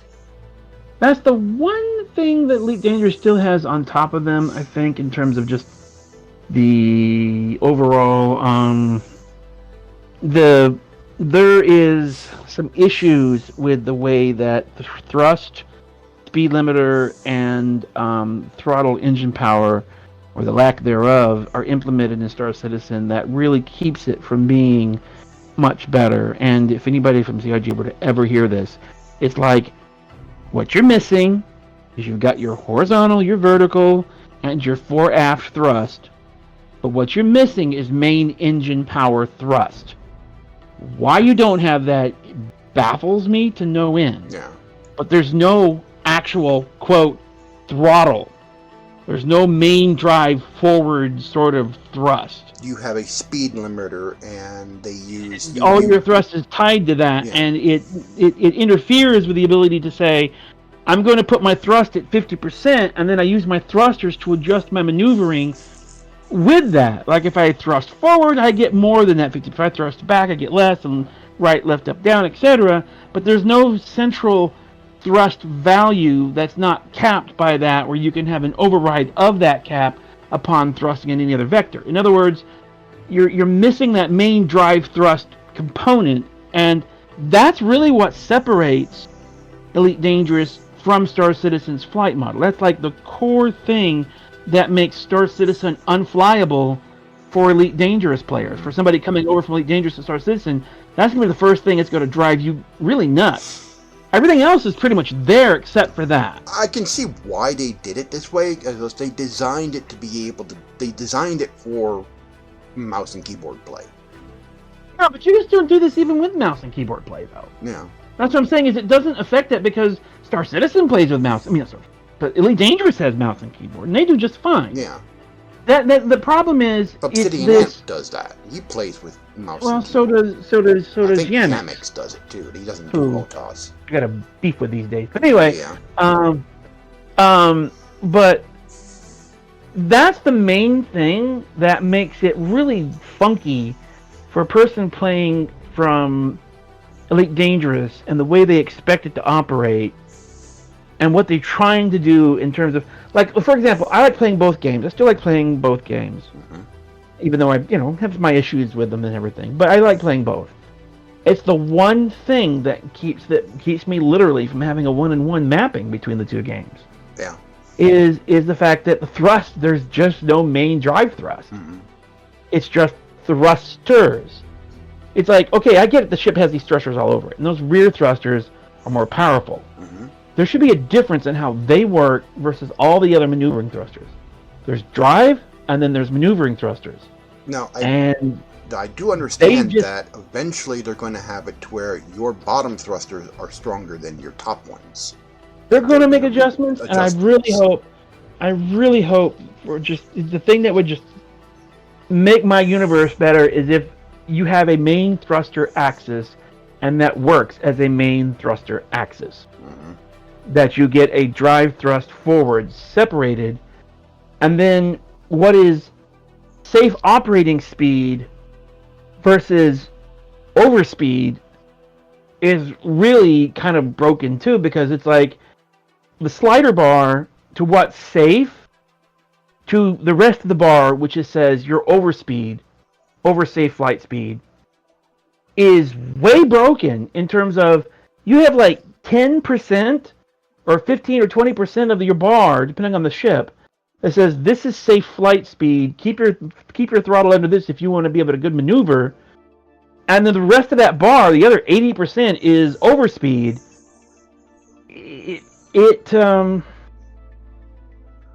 It makes managing, if your throttle, you can barely move it, so you have very limited control. And at the same time, they're trying to make the game where you have to fly slower.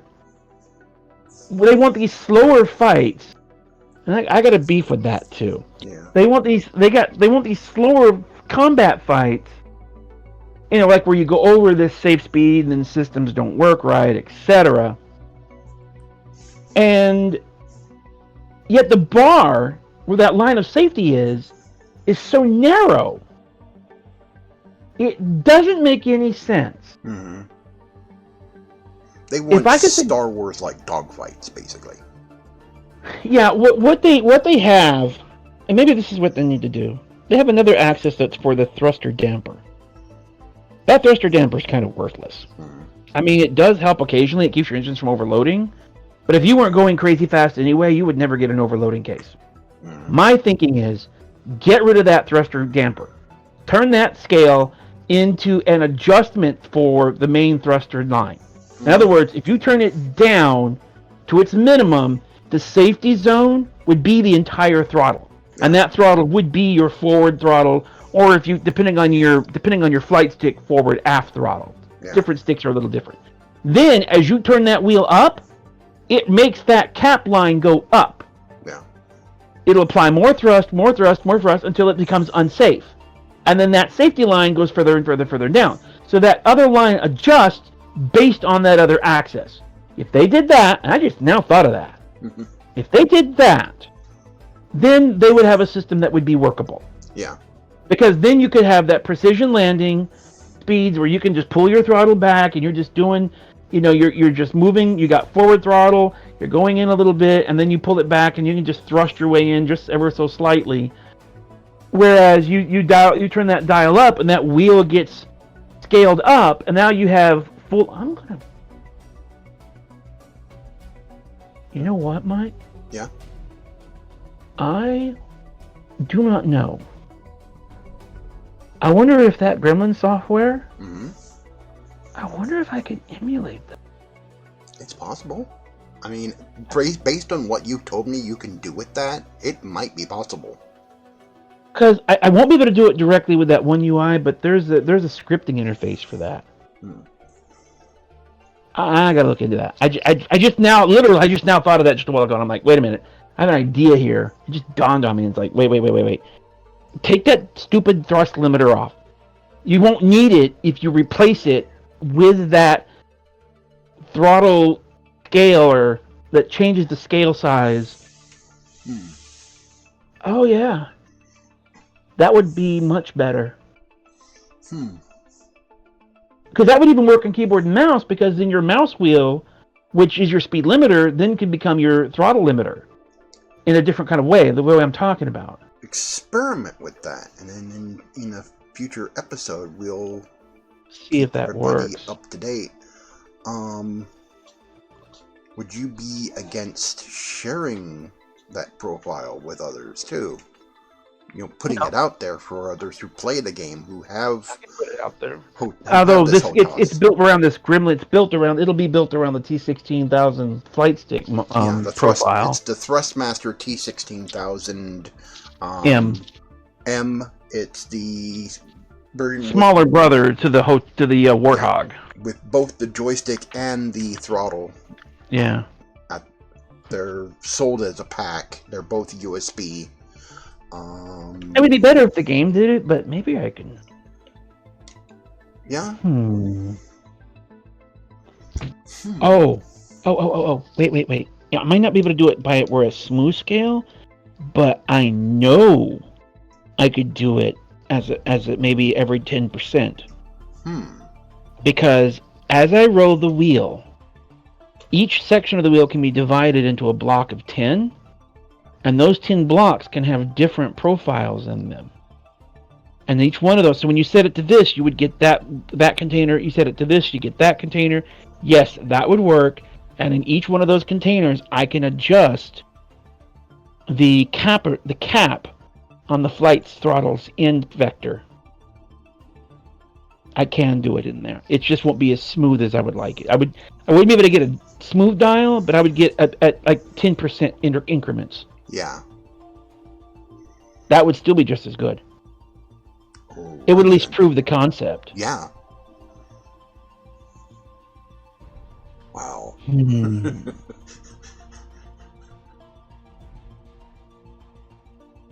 Okay, that's... Why didn't I think of this the other day? Dagnabbit.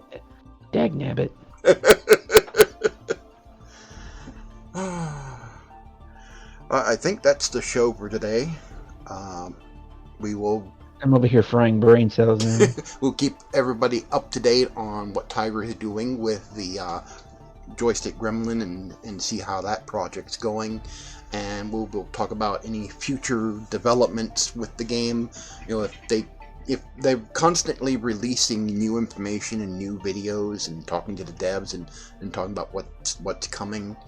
We know that they're working on 4.0, and so with 4.0 we may or may not get Crusader, or at least the beginnings of Crusader. We know that they're talking about space whales having creatures I'm gonna call it now. I'm gonna bet that Crusader would be 4.1.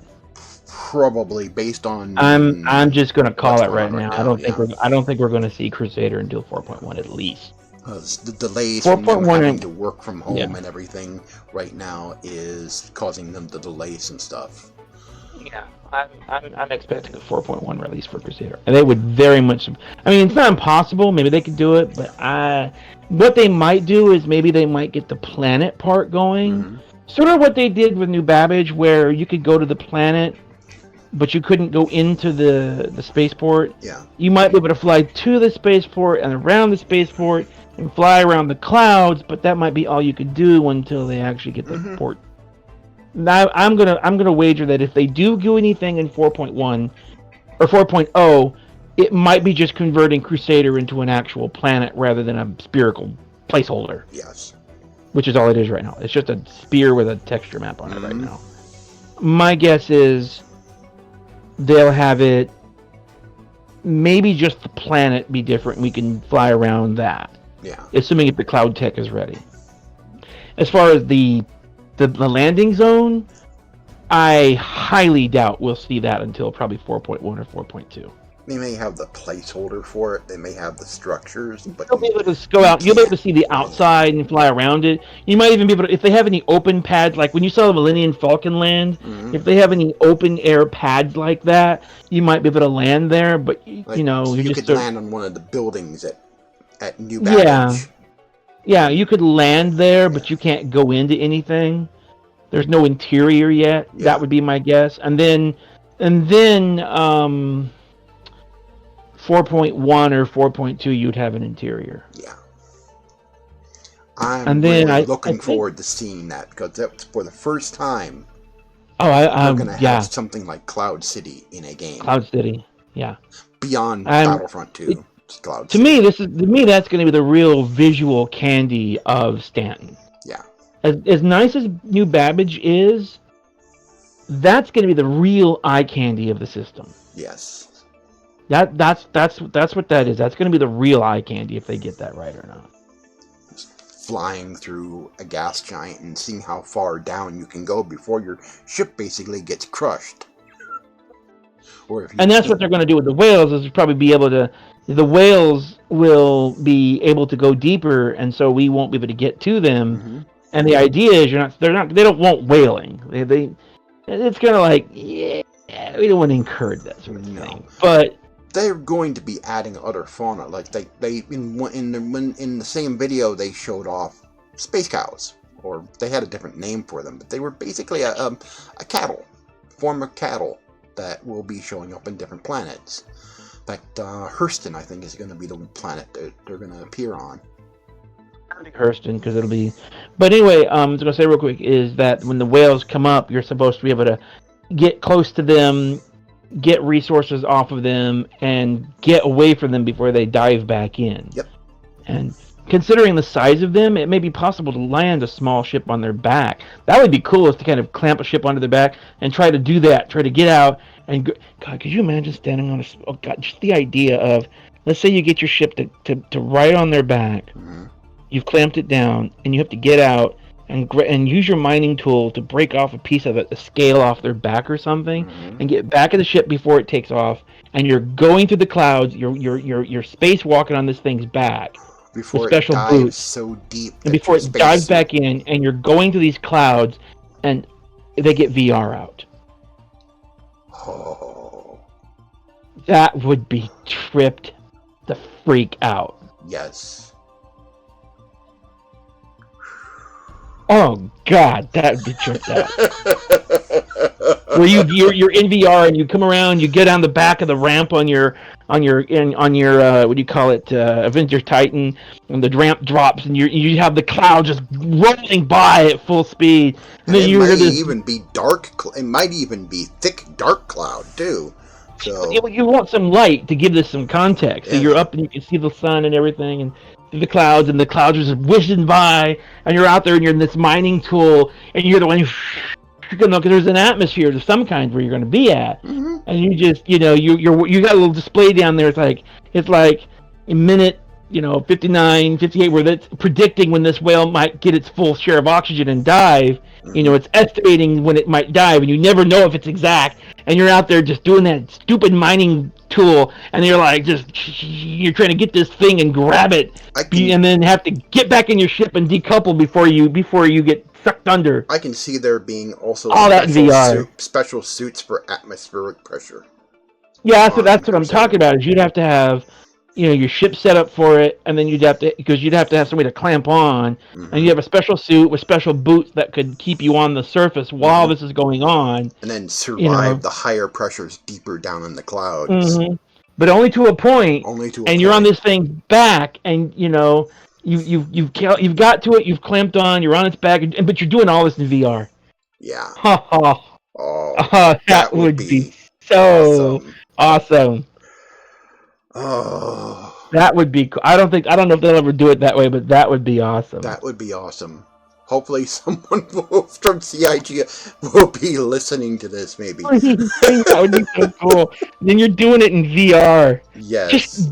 Just the idea of the ramp going down, and you're walking out the back of down the ramp, and you're clamping onto this thing, and just the air and the motion and everything. And there's going to be so many people up chucking with this. Based on the pictures alone and the scales they gave, the carrot will be small next to one of these things. Well, I don't know about small, but it's definitely going to be big. Yeah. Because they showed a picture of the... Cutlass Black. And that's bigger. That's why I was... not a small ship. I used to have one. It's not a super large ship. It's definitely bigger than an Avenger Titan, but it's not that large. But still, I mean, the scale is pretty good. That's why I was saying like an Avenger Titan or smaller ship, and you're clamping onto this thing. And we don't know how big these whales are going to get. They could get. Yeah, but that's what I'm saying is if you're clamped onto one of these things and you're trying to mine a resource off its back, and you open that hatch and there's just wind, everything, the light and the clouds just whizzing and whipping by, and it's like. And you're in VR doing this, oh God, it's like you just focus on the thing in front of you. Don't look off to the left or right as much as you want to. You're gonna get space sick. And we're gonna get other life forms in the game. As I said, we're gonna get the cattle, in various insects, small and large. They're not really gonna. They're gonna be more effect than actual. Yeah, and then sandworms. Oh God, yeah. Shai-Hulud. I want my maker hooks and thumpers. They're doing suits, so I want a steel suit, I want maker hooks, and I want a thumper. Might not be the same name, but I don't care what they call them, but I want my steel suit, I want my maker hooks, and I want my thumpers. I want the challenge of trying to ride one of these suckers. All right. That would, oh God, imagine if they added that. That would be so That awesome. would They be. would get so sued, but it would be so awesome. You know Yes. what would be really cool is Yeah. if CIG made a deal with the Herbert estate Mm-hmm. to allow them to do that. They may have to call it different equipment. They may not be able to call it a Fremen steel suit, Mm-hmm. just a desert environment suit. And Mm-hmm. they may not be able to call them maker hooks and thumpers, but we're gonna be just worm hooks and It would be the same thing sonic that allowed. devices. It would be the same thing that allowed, you know,